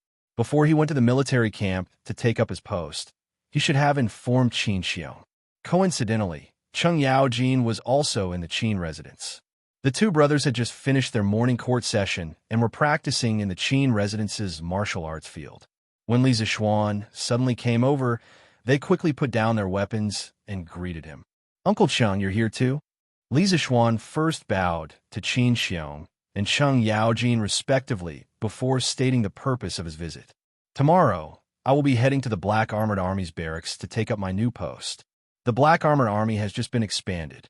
Before the war, they will definitely be training hard to build up their combat strength. As the Black Armored Army's adjutant, I will probably have to live in the barracks for the next 2 months. Hence, I am here today to inform both of you. In April, in order to quell the rebellion in Guangxing as soon as possible and destroy the Cui and Zheng family's rebellious forces, Li Er ordered Li Jing to take command and also sent Duan Jishuan to lead the Black Armored Army as the vanguard to Guangxing County. Unexpectedly, they encountered the tens of thousands of main forces of the Cui and Zheng family. Although the Black Armored Army won that battle, they suffered heavy casualties. Then, the situation between the Tang Empire and the Turks suddenly changed. First, they encountered the Turks in the Battle of Shuafang. Then, the tutor of the Turks, Wu Jie, snuck into the Tang Empire and stole the confidential files of Yanhuang College. Following that, 50,000 elite wolf riders suddenly entered the Tang Empire and headed straight for the Longmen Pass. The two countries were at daggers drawn, and Li Er realized that the war between the two countries was imminent. On one hand, he ordered the officials to prepare for the war seriously. On the other hand, he ordered Duan Jishuan to reorganize the Black Armored Army and expand it from the original 2,000 to 5,000. This was because Li Er believed that cavalry was the most effective when attacking the Turks, and the Black Armored Army was the most elite of the great Tang cavalry. They were the sharpest spear, and in this crucial war, they were bound to play a crucial role. However, the Black Armored Army had just been formed, and its overall combat power was obviously not comparable to before. Therefore, Li Zishuan knew that the Black Armored Army's mission for the next few months was nothing more than to train them crazily, to develop into the greatest combat power in the shortest time. He, as the Black Armored Army's adjutant, he would be extremely busy. Oh, you're going to the Black Armored Army camp tomorrow? Qin Xiong's eyes narrowed as his mind raced. He suddenly thought of something and asked, could it be that the 5,000 new sets of armor for the Black Armored troops have been completed? Qin Xiong was very familiar with Li Zishuan's situation. He knew that the reason why Li Zishuan had not been appointed to the Black Armored Army was not only because he was busy with the Academy and the Exterminating Locust mission, but also because it was difficult to complete the new equipment that Li Zishuan had asked Li Zishuan to forge in such a short period of time. Now, that Li Zishuan said that he was going to the Black Armored Army, it meant that the 5,000 sets of equipment had been completed. It's indeed completed. Tomorrow, I will bring the equipment to the Black Armored Army's camp. Li Zishuan nodded and said under Qin Xiong's and Cheng Yaojin's eager gazes. The two of them widened their eyes in disbelief. After all, that was 5,000 sets of equipment and armor. How could it be completed in just a month? Even the supervisor of works did not have this ability. The speed at which Li Zishuan's workshop was terrifying. Good. Little Xian, you're really something. The speed at which you forge weapons is too fast. Oh, right. Do you have any more of the vanadium steel horse lances that you forged? You can give me one as a gift. After a moment of shock, Cheng Yaojin walked to Li Zishuan and patted him on the shoulder as he laughed. That day, Li Zishuan had used the vanadium steel horse lances and wore the vanadium steel plate armor to compete with Duan Jishuan in front of all the officials. Through that competition, the flexibility and toughness of the vanadium steel plate armor and the sharpness of the vanadium steel horse lances had left a deep impression on Li Zishuan and the officials. Cheng Yaojin's most common weapon was also a horse lance. Therefore, Old Cheng had been coveting the vanadium steel horse lance that Li Zishuan had used against Duan Jishuan. Now that he finally had the chance, he could not hold back and directly asked Li Zishuan for it. Qin Xiong turned his face away and pretended that he did not know this old man. It was too embarrassing. Li Zishuan did not mind. On the contrary, he liked Old Cheng's straightforward personality. This nephew knows that Uncle Cheng is good at using horse lances, so I ordered someone to make one for you. In a while, I will send someone to deliver it to your residence.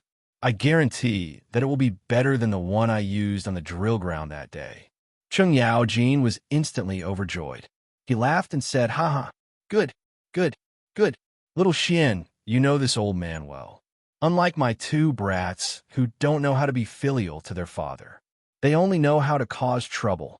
Oh, right, second brother, why don't you have little Xian make a pair of vanadium steel weapons for you? In the end, this fellow still wanted to drag Qin Xiong down with him. Qin Xiong shook his head and said, no need. This old man's golden mace is enough. After saying that, Qin Xiong looked at Li Zishuan and said seriously, little Xian, since you have decided to go to the Black Armored Army camp tomorrow, this old man has no reason to stop you. The current situation between the Tang Empire and the Turks can be said to be at daggers drawn. A few days ago, according to the report from the spies in the north, Xieli's army has been active recently. Not only did they deploy a large number of scouts on the Tang Empire's border, Xieli also launched a fierce attack on Tule in the grassland. It seems that he has completely unified the grassland. Xieli's strength is already very strong. If he is allowed to get rid of Tule in a short period of time, it will definitely not be good news for the Tang Empire. Therefore, this old man expects that the 3-month deadline set by His Majesty will only be sooner and not later. Little Xian, not only are your martial arts strength excellent, but you are also brave and resourceful. In addition, you're the most familiar with this new batch of armor. If you can join the Black Armored Army and take up the position, This old man believes that it will be very helpful in increasing the Black Armored Army's combat power. It's just that your nature is undisciplined and you don't like to be restrained. However, once you enter the army camp, you have to abide by the military rules. Moreover, you have to set an example. Only then can you convince the others. Do you understand?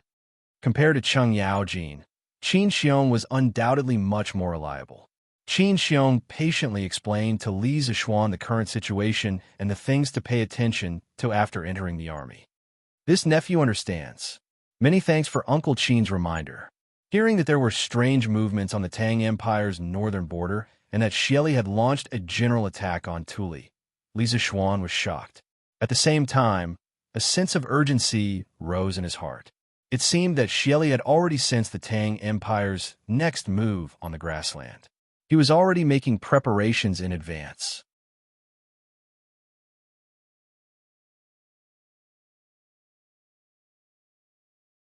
However, since the war in the north, he, Qin Xiong, and Chung Yaojin had not met again. Previously, the two old generals had led the army thousands of miles to help Longmen Pass. This was all friendship. How could he not agree to such a small request? What's more, he had just heard from Chung Yaojin that the 12 guards of the capital had begun their training, which was enough to show how serious the current situation was. Recently, he had been dealing with the affairs of the academy on Cloud Mountain and did not know much about the situation at the foot of the mountain, especially the situation in the imperial court. It was better to take advantage of this lunch to understand the current situation from Chung Yaojin and Qin Xiong.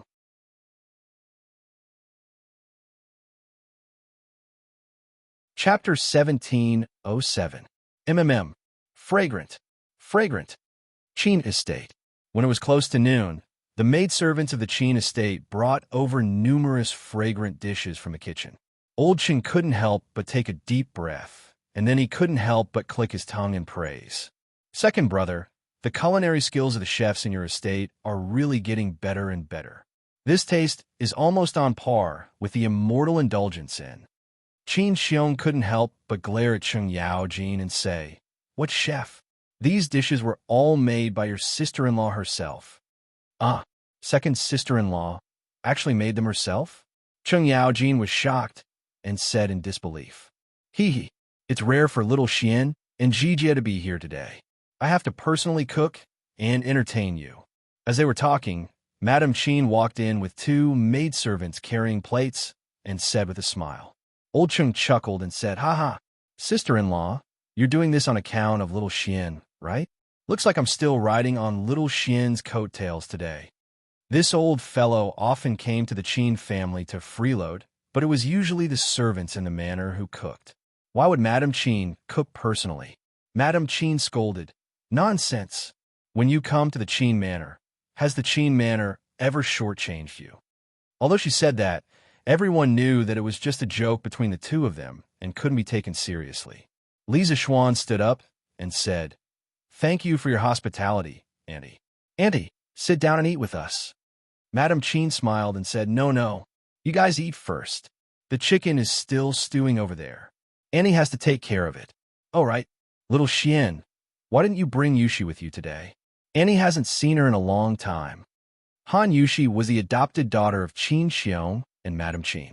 Because of Li Zixuan, Han Yushi was even closer to the Qin family. The two families were also very close, which was why Madame Qin said that. Li Zixuan hurriedly said, "I came to Chang'an to do something today, so I didn't bring my wife along. I'll get her to visit Andy another day." "Hee. Good. Then Annie will help you get the chicken soup. Eat quickly." Madame Qin nodded and smiled in satisfaction before turning to leave. "All right, little Xian, Jijie, eat up." At this moment, Qin Xiong, as the host, hurriedly called out, "Ha, come on. We haven't gathered since we came back from the north, right? Let's drink first." Chung Yaojin laughed and unceremoniously poured himself a cup as he shouted loudly. There were only the three of them at the table. Qin Huaiyu was still at the academy. After old Chung shouted, the atmosphere at the table immediately became lively.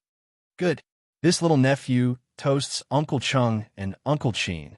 Previously, The two uncles led an army from afar to rescue us. This nephew will remember this friendship. Ever since Li Zishuan grasped the trick of drinking, although he still did not like drinking, he was no longer afraid of drinking. Hearing this, he raised his wine cup, stood up, and raised his cup to Cheng Yaojin and Qin Xiong. Qin Xiong said seriously, "Xiao Xian, we are family. Jijia and I treat you as our family's younger generation. If something happens to you, how can we sit still at home? It's only right that I lead the army to save you." Cheng Yaojin interrupted. "Ha. Second brother is right. We are all family. Why are you being so polite? Come on, cheers." After saying that, old Cheng raised his neck and drank the wine in his cup in one gulp. "Good. Cheers." Qin Xiong and Li Zishuan also followed suit and drank the wine in their cups in one gulp. Good wine and good food. Why didn't you call me? Shu Bao, Jijia, you guys are too unkind. After a round of wine, Cheng Yaojin, this old fellow, was preparing to continue pouring wine for Li Zishuan. At this time, a burst of energetic and familiar laughter came from outside the room. Who else could it be other than Lier? When the three people in the house heard Lier's voice, they were all shocked. Everyone quickly put down their wine cups and stood up to welcome him. They bowed and said, "Greetings, Your Majesty." As the host, Qin Xiong bowed and apologized. "Your Majesty has come to my humble abode. This old official has not welcomed you. I hope that Your Majesty will forgive me." Lier went forward to help Qin Xiong up and said, "Shu Bao, what are you doing? I'm only here to drink and freeload today. Let's skip the formalities. Speaking of which, how long has it been since we've gathered to drink together?" Although Qin Xiong did not believe Lier's nonsense, that he was only here to drink, the latter half of Lier's sentence still made him fall silent. That's right. Ever since Lier started the change in the Xuanwu Gate and ascended to the throne, they had never sat at the same table to drink and eat meat again, right? Your Majesty must be joking. Please come in. Qin Xiong quickly recovered from his deep thoughts. He quickly turned his body and invited Lier in. Lier nodded and walked in with his hands behind his back. However, when he walked in front of Li Zishuan, he stared expressionlessly at Li Zishuan. This stare made Li Zishuan's heart skip a beat. Although there was one more person at the table, the atmosphere was not as lively as before. No matter how much Cheng Yaojin, Qin Xiong, and Lier had gone through life and death together on the battlefield and called each other brothers, now that Lier had become the emperor, it was impossible for them to return to their previous state. "Why are you here in Chang'an City today? Have you settled the matters at the academy?" After 3 rounds of wine, Lier looked at Li Zishuan and asked lightly. Li Zishuan quickly replied, "Your Majesty, the academy released the results today. This year's enrollment has been completely completed. In addition, the 5,000 sets of armor for the Black Armored Army have been completed. I plan to bring the new equipment to the Black Armored Army camp tomorrow to take up my post. That's why I came to Chang'an City today to inform General Duan." The 5,000 sets of armor for the Black Armored Army have been completed? Although Lier had already guessed this, he could not hide his surprise when he heard Li Zishuan say it with his own ears. Previously, Yanlai had roughly calculated with him that if they were to follow the new style of armor invented by Li Zishuan, it would be impossible for the Ministry of Works and the craftsmen of the General Works Supervisor to complete the 5,000 sets of armor in 3 months. Now, Li Zishuan's workshop had only used slightly more than a month to complete the 5,000 sets of armor, vanadium steel horse lances, and vanadium steel horse armor. This speed made Lier envious. If it wasn't for the Emperor's reputation, he really wanted to snatch Li Zishuan's strange interest pavilion workshop because this workshop could be considered a national treasure. "Yes, Your Majesty. The 5,000 sets of armor have been completed and can be sent to the Black Armored Army camp at any time." Li Zishuan was a little flustered by Lier's wolf-like gaze. Even so, he braced himself and replied,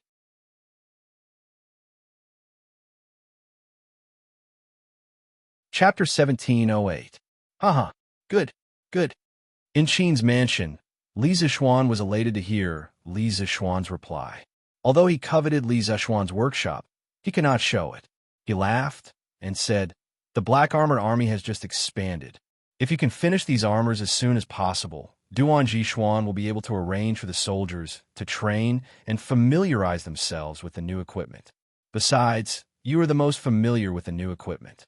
With you assisting Duan Jishuan in managing the military affairs, it will also help the black armored army to become stronger." Li Zishuan hurriedly said, "I will do my best and spare no effort." "What a great do your best and do your best. You're going to the military camp tomorrow, and you are already in Chang'an. Why don't you report to me?" Suddenly, Elder Li's face darkened as he looked at Li Zishuan. Sure enough, old Li was here to settle accounts with him. Li Zishuan muttered in his heart. Then, he quickly pretended to be in fear and trepidation and said, "Your Majesty, please forgive me. You're always busy with state affairs. I just don't want to disturb your Majesty over such a small matter." Lier shot a glance at Li Zishuan and said crossly, "You punk have a glib tongue. All right, I am too lazy to argue with you." Then, he drank a cup of wine and asked, "Regarding the current situation in the north, Shu Bao has told you, right?" Speaking of serious matters, Li Zishuan no longer had the mood to continue eating and drinking. He nodded and said, "Uncle Qin has already told this subject. What do you think?" Lier looked at Li Zishuan with interest and asked. He really hoped to hear Li Zishuan's unique views on the situation between the two countries. Li Zishuan had been in the imperial court for more than a year, and he always had a unique view on every problem. This was also one of the reasons why he chose to leave the palace and come to Qin's mansion today.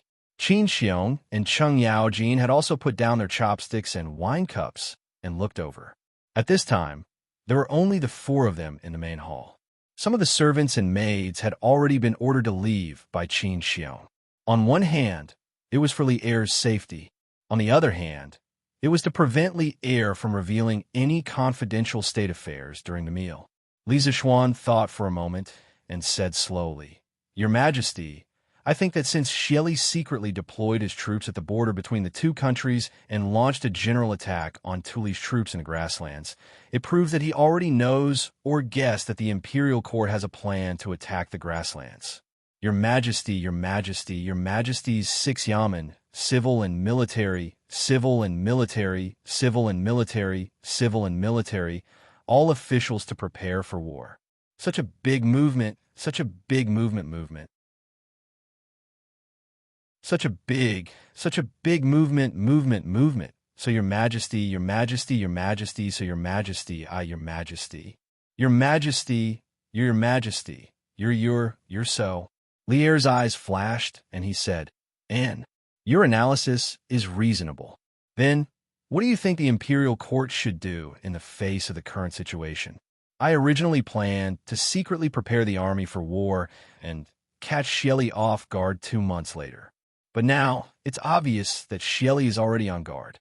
Moreover, he seems to be more anxious than I am to carry out the war. In this way, what do you think the Tang Empire's chances of winning this war are?" Li Zishuan frowned and said, "Your Majesty, the Tang Empire and the Turks are the two most powerful countries in the world today.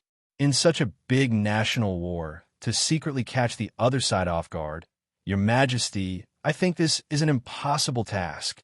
It's only a matter of time before Xieli finds out that the imperial court is secretly preparing the army for war. But it seems that Xieli found out about it earlier this time. But Your Majesty thinks that all these are not important because the main factor that determines the victory of a war is still the hard power of both sides. Since Xieli has already sensed the imperial court's intention to attack the grasslands, then before the war truly begins, we should make complete preparations. We cannot fight a war without preparation." Lier nodded his head and said, "This emperor knows that to forge iron, one must be strong. Therefore, a few days ago, all the soldiers of the 12 capital guards had already started training together. The officials from the Ministry of Works, the Ministry of Revenue, and the Ministry of War have already begun preparing military supplies, allocating funds, and deducing battle tactics more than half a month ago, all for the sake of winning this tough battle." Li Zishuan thought for a moment, then said with a serious face, "Your Majesty, Forgive me for being so bold, but I don't think this is enough. Li'er's brows raised, and he said doubtfully, "Oh, do you have any better suggestions? Tell me." Li Zishuan didn't hesitate for a moment. He gritted his teeth and said, "Your Majesty, I believe that the mobilization of the 6 yamens and the 12 guards of the capital isn't enough. The Tang Empire should be fully prepared for war. Issue the war mobilization order to every single citizen. Our Tang Empire implements a government army system. The citizens usually farm and join the army in times of war. Ever since the imperial court purged all the rebellious forces in the Tang Empire, the world gradually became peaceful. Many of the soldiers who fought on the battlefield and experienced hundreds of battles have all retired. Among these people, even if some of them don't have outstanding martial arts, they are all veterans who have experienced hundreds of battles. They have rich battle experience. To the Tang Empire, they are an immeasurable amount of wealth. I believe that as long as the imperial court summons these veterans, as long as their blood is still warm, they will definitely be willing to put on their armor and go to war again. If these people are integrated into an army, not only can they form a fighting force in a short period of time, their fighting force is definitely not to be underestimated. I believe that in this decisive battle of life and death, the Tang Empire must go all out and not have any mercy or slack off. This time, the Turks must be completely killed. Veterans were wealth, whether it was in modern times or ancient times. Veterans were not old, but they had experience and experience. They had more battle experience and knew how to cooperate on the battlefield and how to survive. Some people said that a veteran on the battlefield was equivalent to 10 new recruits. Li Zishuan agreed with this very much. This was especially true now that the Great Tang was using a government army system. In peacetime, the government soldiers were farmers who cultivated the land, trained during the farm breaks, and joined the army in times of war. The government soldiers had to prepare their own weapons and horses for war, and the entire country had a government that was responsible for selecting and training the government soldiers. Ever since Wang Shiqiong was killed in the 4th year of Wuda, the Great Tang had been at peace for 6 or 7 years, of course, not counting the coup at the Xuanwu Gate and the Wei River Alliance. In these 6 or 7 years, the number of government soldiers in the government was far less than it had been in the 4th year of Wuda. The main reason was that many government soldiers had retired. This was why Li Zishuan had made this proposal. He believed that once the war between the Great Tang and the Turkic Khaganate broke out, the strength of the 12 garrison guards and the Black Armored Army was far from enough. They needed to select a group of seasoned soldiers from the various regions. This was both respect and trust for the veterans.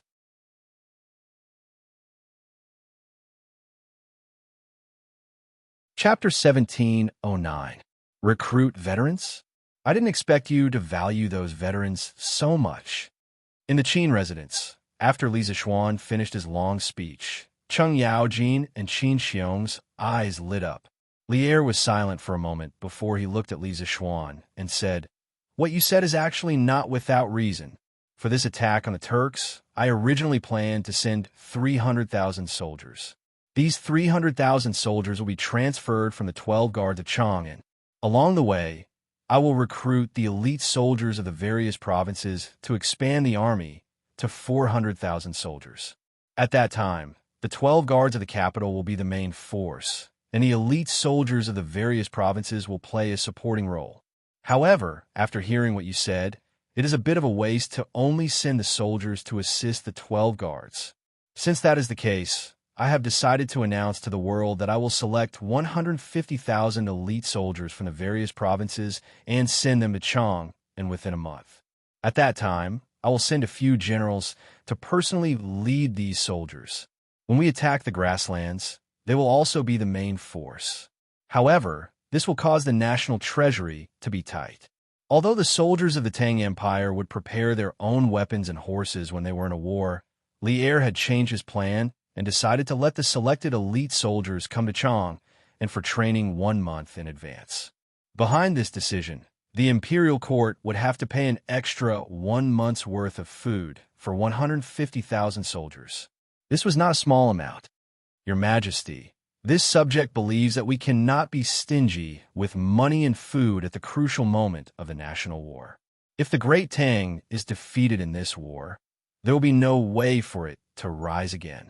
Hearing this, Li Zishuan was secretly anxious. He thought to himself, what kind of situation is this? You're still worrying about money and food? Are all emperors so stingy? When Li Er heard this, he immediately glared at Li Zishuan and said, Brat, you don't know the cost of food until you are in charge of the household. Do you know how much money and armor will be used for 150,000 soldiers in a month? The assault of 450,000 soldiers on the grasslands was bound to be a protracted battle. The amount of money and food consumed on the road would be astronomical. Although the national treasury had saved up some money over the past year, the plague of locusts had more or less damaged the imperial court's vitality. If we can't take down the Turks in 4 months, the imperial court will very likely be dragged down by this war. Li Zishuan's expression turned solemn as he said, Your Majesty, you've misunderstood me. This subject has already said that I want the entire Great Tang to prepare for war. This includes not only the guards of Chang, and not only the officials of the 6 bureaus, and not only the elites of the various prefectures, but also the landowning clans, merchants, and ordinary civilians. This battle concerns the fate of my Great Tang for the next several hundred years. If we win, my Great Tang will have one less powerful enemy, and the northern border will be peaceful for at least 50 years. If we lose, all the Tang people will become slaves of a fallen country, prisoners of the Turks. This subject believes that as long as the common people are clear about the pros and cons, they will definitely support the imperial court.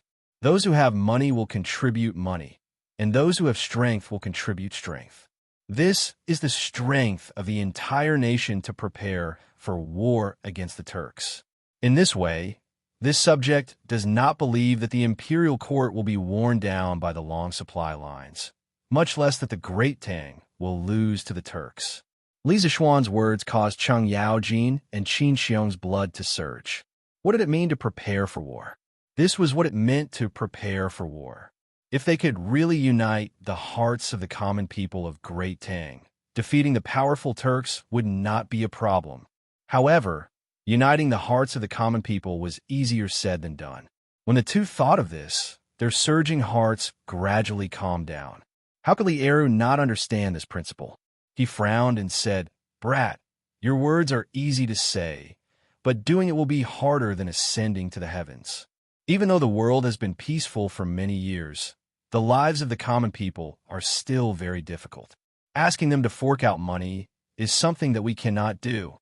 As the emperor of a country, Li Er had his own pride. It was already difficult for an emperor like him to compete with the common people. If you were to ask for money from the common people, Li Er felt that it would be better for the country to be destroyed. As an emperor, he could not afford to lose face like this. It had to be said that Emperor Li Er's worldview was still very upright, a little too upright. Li Zishuan choked for a moment. After pausing for a moment, he cupped his hands and said, Your Majesty, the common people are indeed suffering, but there are many rich merchants and noble clans. This war is also related to their interests. They have the ability and the obligation to support this war. Your subjects' intention is to ask them to fork out some money and food to ensure that the imperial court's attack on the Turks will be successful. Li Er's eyes narrowed, and he said meaningfully, Do you know that it is harder than ascending to the heavens to get those merchants and noble clans to fork out money? The richer a person was, the more stingy they would be. Li Er naturally understood this principle. Even though those aristocratic clans were all very wealthy, asking them to voluntarily donate money to fill the national treasury, he believed that no one would be willing to do so. Li Zishuan insisted, Your Majesty, your subject believes that such stingy people who can't see the big picture are in the minority. If your Majesty is still worried, your subject can first ask the Yin Huang Chamber of Commerce to mobilize all the merchants in the world to donate money. All the money donated will be used in this war against the Turks. When the time comes, if all the merchants respond and gather, how can those noble clans not fork out a single coin? Lieru was speechless for a moment. Even though he was unwilling to compete with the common people, he knew that this war with the Turks would be a bitter one. Especially in the battle in the north half a month ago, the unparalleled strength of the Turks' wolf cavalry had cast a shadow over his heart. Under such circumstances, the great Tang would obviously not be able to defeat the Turks in a short period of time.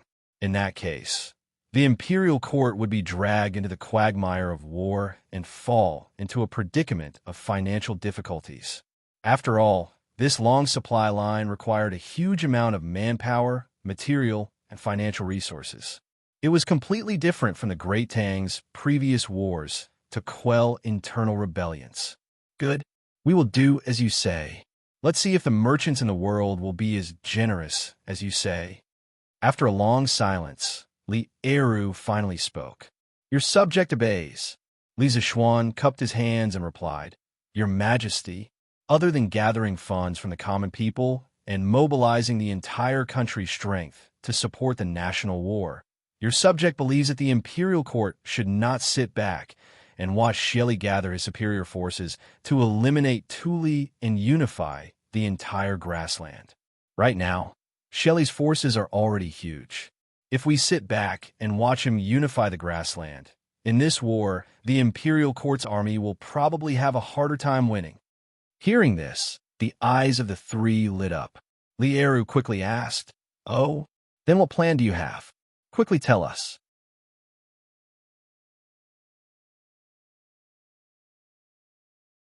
Chapter 17:10.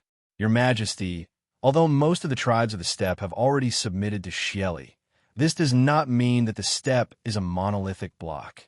Previously, the Turkic Khitan chieftain led his tribes to submit to the Great Tang, and now, Thule is stubbornly resisting Shelley. This shows that there are still many tribes of the steppe who are not of the same mind as Shelley, and we must make good use of this point to obstruct Shelley from unifying the steppe. In the Qin residence, Li Zishuan slowly analyzed Li Er's question. This subject believes that the imperial court should immediately dispatch an emissary to secretly infiltrate the steppe with your Majesty's imperial edict. The imperial edict states that Thule will be conferred the title of king of the Great Tang, and any Turkic tribes that submit to the Great Tang will be richly rewarded. In the current situation, Thule Kagan and Shelley are already like fire and water. Your Majesty can dispatch people to use Thule as a foundation to develop tribal forces on the steppe to resist Shelley and divide the Turks from within as much as possible. In addition, the imperial court can also deploy a large number of troops on the northern border to exert pressure on Shelley, making him somewhat apprehensive and not daring to use all his forces to suppress the rebel forces within the Turks. This way, the Great Tang will have time to prepare for war. In truth, this method of dividing the Turks from within had long been considered by Li Zishuan. At the very least, when the imperial court dispatched troops to encircle and suppress Liang Shidu several months ago, he had already thought of doing it. But at that time, the struggle between Thule and Shelley had not yet reached its climax, and Li Zishuan had not yet dispatched troops to attack the Turks. Thus, Li Zishuan did not have the opportunity to propose this method of dividing the Turks. At present, the Great Tang and the Turks were at daggers drawn, clearly in a state where war could break out at any time. Moreover, Shelley clearly wanted to eliminate the rebel forces on the steppe in the shortest amount of time possible, and then concentrate all his forces on dealing with the Great Tang. In this critical situation, it was clearly necessary to divide the Turks. Li Er's eyes brightened, but after thinking for a moment, he shook his head. Although your plan is good, at this time, the steppe is no different from a dragon's pool or a tiger's den to the Tang. Of all the civil and military officials in the court, who would dare to go to the Turks and carry out your plan? In addition, Thule's heart favors the Great Tang because he had some friendship with me in the past. But it's hard to say for the other tribes on the prairie. To have them betray Shelley because of some official titles and benefits, I'm afraid it's not very likely. Li Er was a pragmatic emperor. He was not like the emperors of the later generations who stayed in the palace for a long time and rarely left the palace. He was very clear about the outside world and the ways of the world, so his views were often very realistic. Given the current disparity in strength between the Great Tang and the Turks, any outsider who was not biased would favor the Turks over the Great Tang, let alone the other tribal chiefs of the steppe. It was believed that most people on the grassland believed that Xieli was invincible, at least for the Tang Empire. On the other hand, Li Zishuan was already prepared. He cupped his hands and said with a smile, "Your Majesty, let's not talk about the candidates sent by the imperial court to the Turkic Khaganate, but it's actually not difficult to make the other tribes of the grassland side with the Tang Empire. We have an excellent opportunity right now." What opportunity? The curiosity in Li Er's heart was immediately aroused. Then he said with some annoyance, "Kid, if you have any ideas, just say it. Don't keep me guessing." As an emperor, Li Er certainly liked the feeling of having everything under his control. Of course, not to mention the emperor, even ordinary people did not like others keeping them guessing. Li Zishuan was so depressed that he was about to vomit blood. He thought to himself, "When did I keep you guessing? Can't I say it one by one? What's the hurry?" Although he was depressed, he still had to talk about serious matters. Li Zishuan cupped his hands and hurriedly said, "Your Majesty, I wonder if you still remember the prophecy that at the end of July, there will be frost in midsummer in the Turkic Khaganate?" Although this question was suspected of keeping Li Er guessing again, Li Zishuan had to ask. It was said that important people tended to forget things. Who asked Li Er to be an important person among important people? It had been nearly 10 days since he had returned to the imperial court and told Li Er that the Turkic Khaganate would have abnormal weather at the end of July this year. It was hard to guarantee that Li Er would not forget this matter.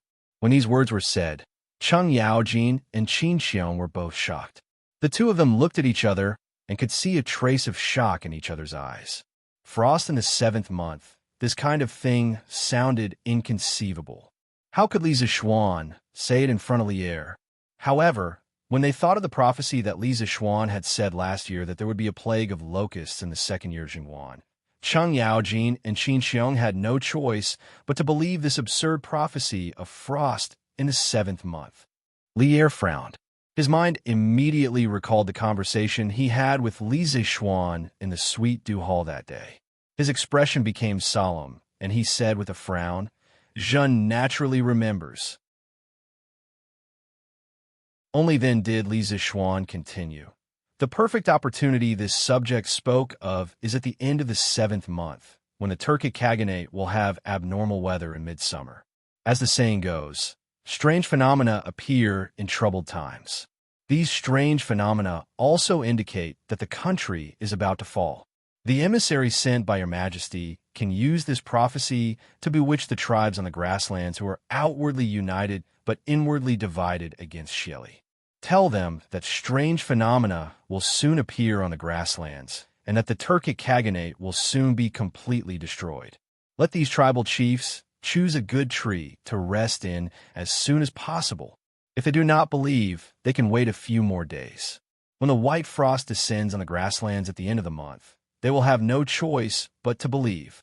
At that time, the emissary sent by the imperial court will then explain to these tribal chiefs their feelings and use them for benefits. It will be twice the result with half the effort and yield unexpected results. At that time, it will be difficult for Xieli to completely eliminate Tuli Khan in a short period of time.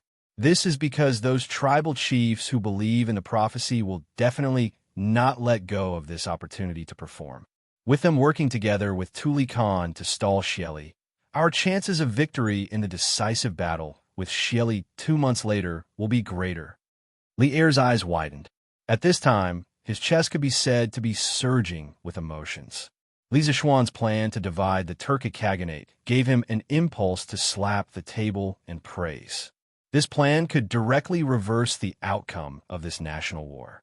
It could also save the Tang Empire from sacrificing thousands of soldiers this time. It was too crucial. Good, good, good. This plan is very good. After being excited for a while, Li Er could not help but clap his hands and laugh.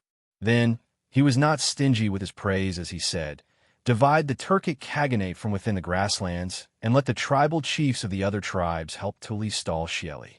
Then, after we have readied our troops, we will kill our way into the grasslands and have a showdown with Shieli. In this way, victory is certain."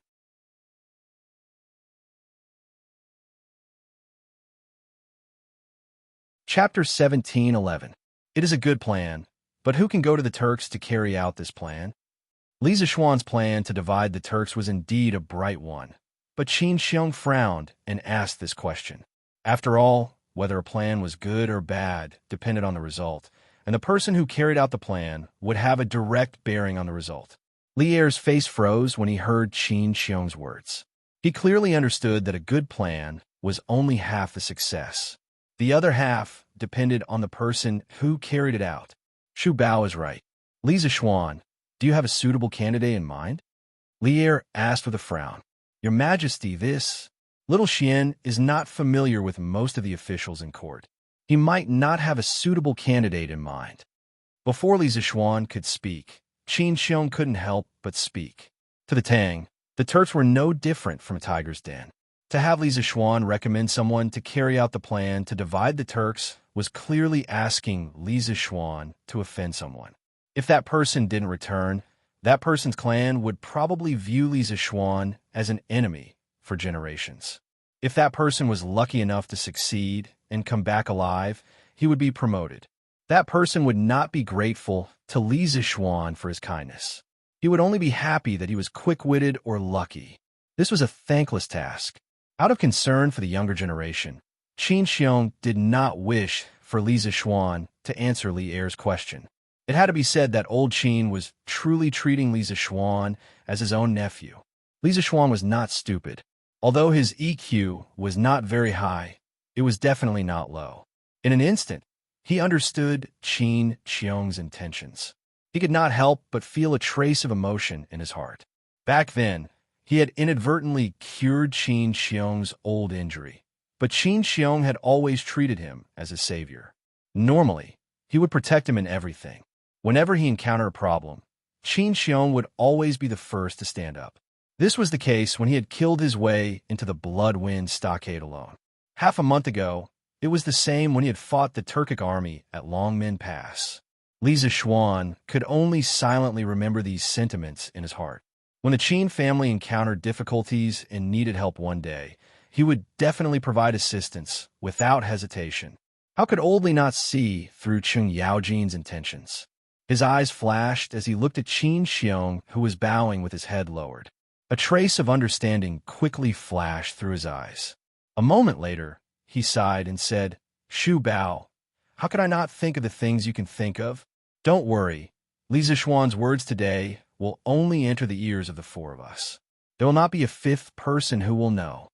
This was a guarantee to Qin Xiong.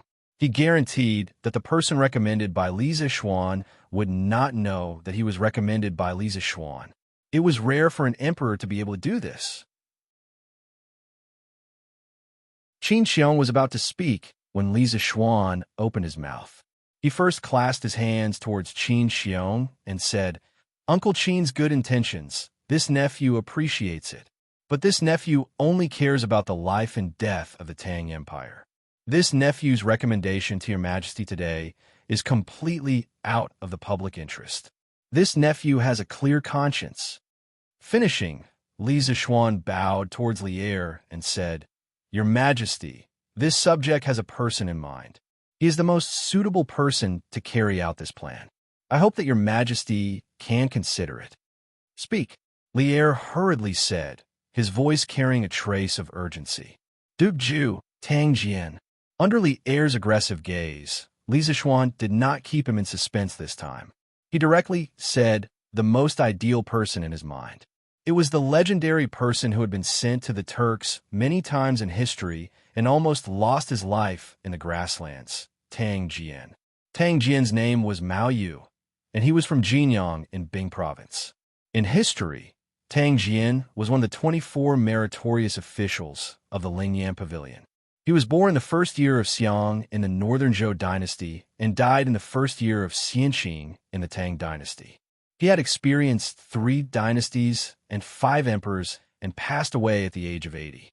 He could be said to be the old man of the officialdom. In his youth, Tang Jian's family had been official for generations. His family was a famous family. It could be said that he did not get tired of using things and did not get tired of eating things. He received a good education and culture and was raised to have an unrestrained and forthright personality. He was not a child who followed the rules.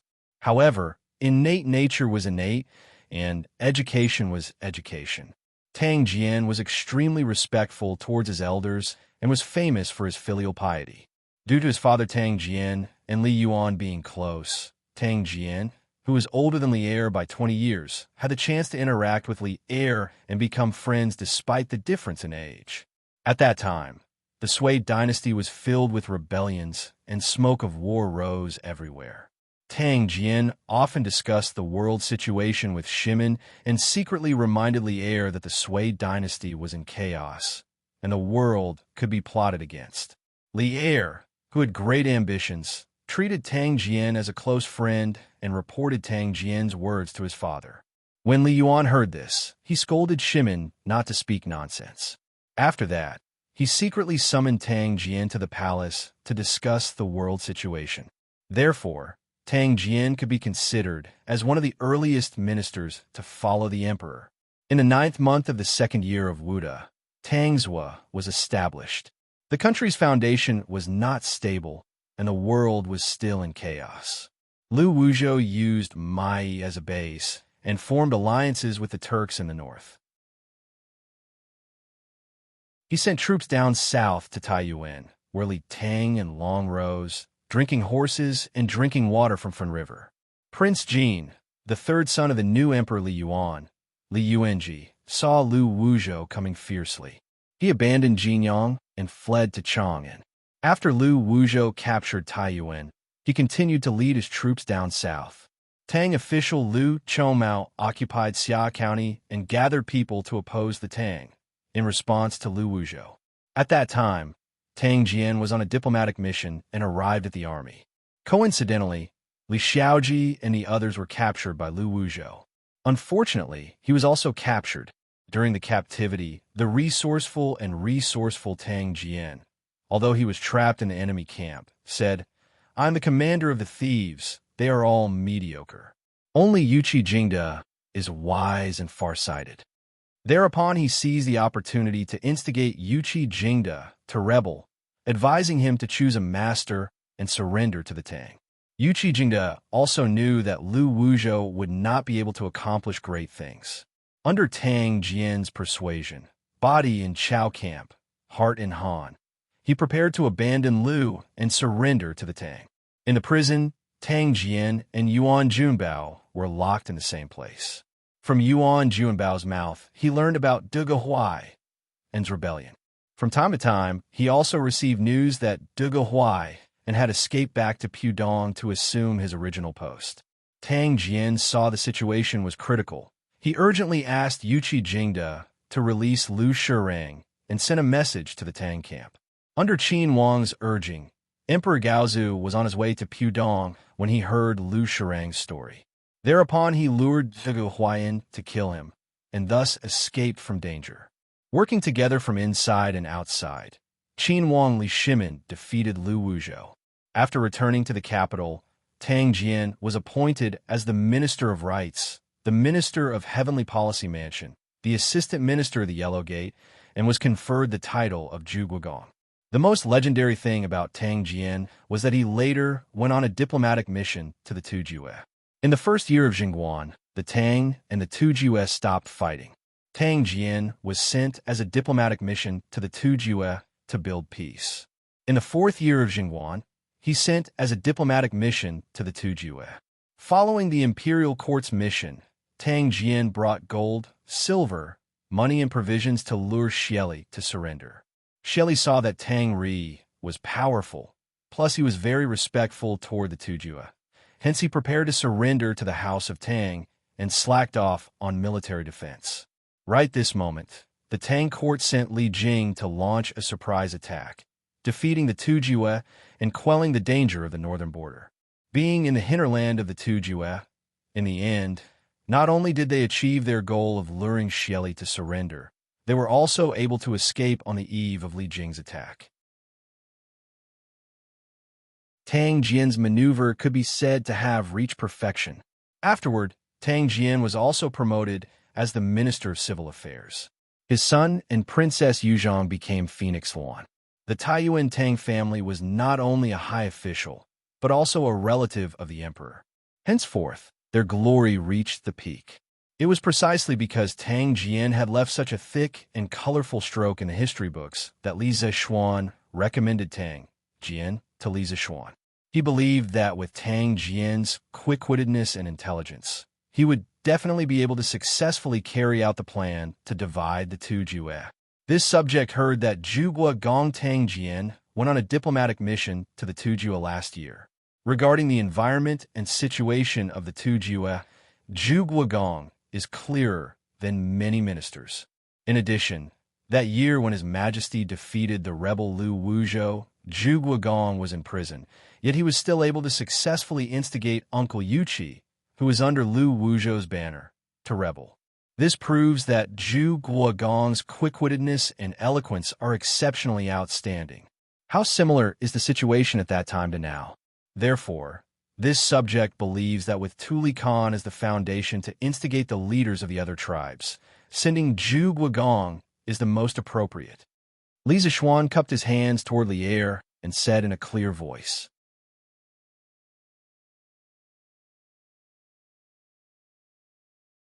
Chapter 17:12. Oh, you know Mao Yu? After hearing Tang Jian's name from Li Zishuan's mouth, Li Er could not help but feel his heart skip a beat. He even felt like he was suddenly enlightened. Based on personal ability and the current situation, Tang Jian was undoubtedly the most suitable candidate. However, although Tang Jian had been conferred the title of Duke, he had always lived in seclusion.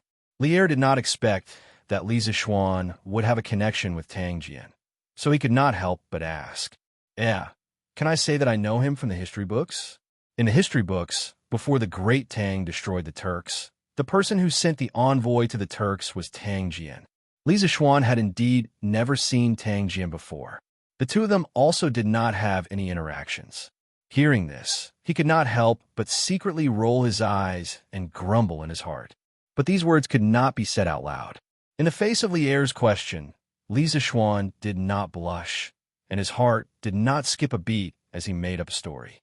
Your Majesty, this subject does not know Duke Zhu, but this subject has heard Uncle Yuqi speak of Duke Zhu's deeds.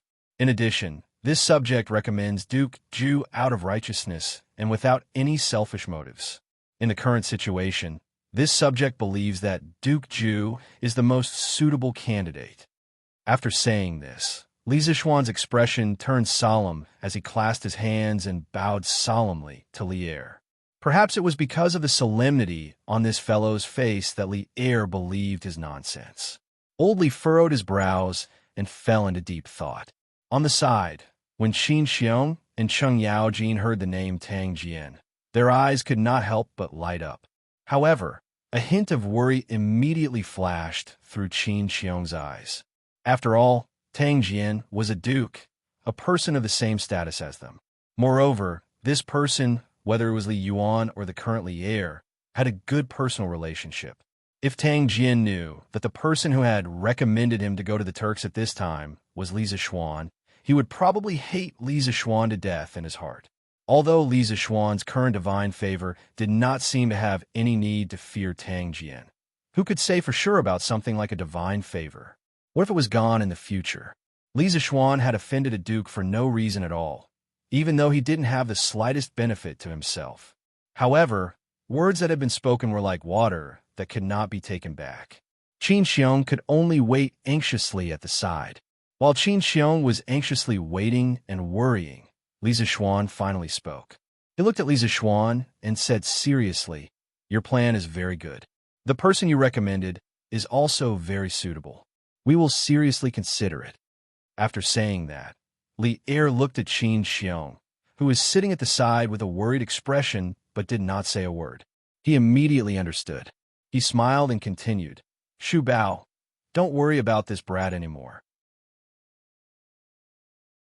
What I said earlier still counts.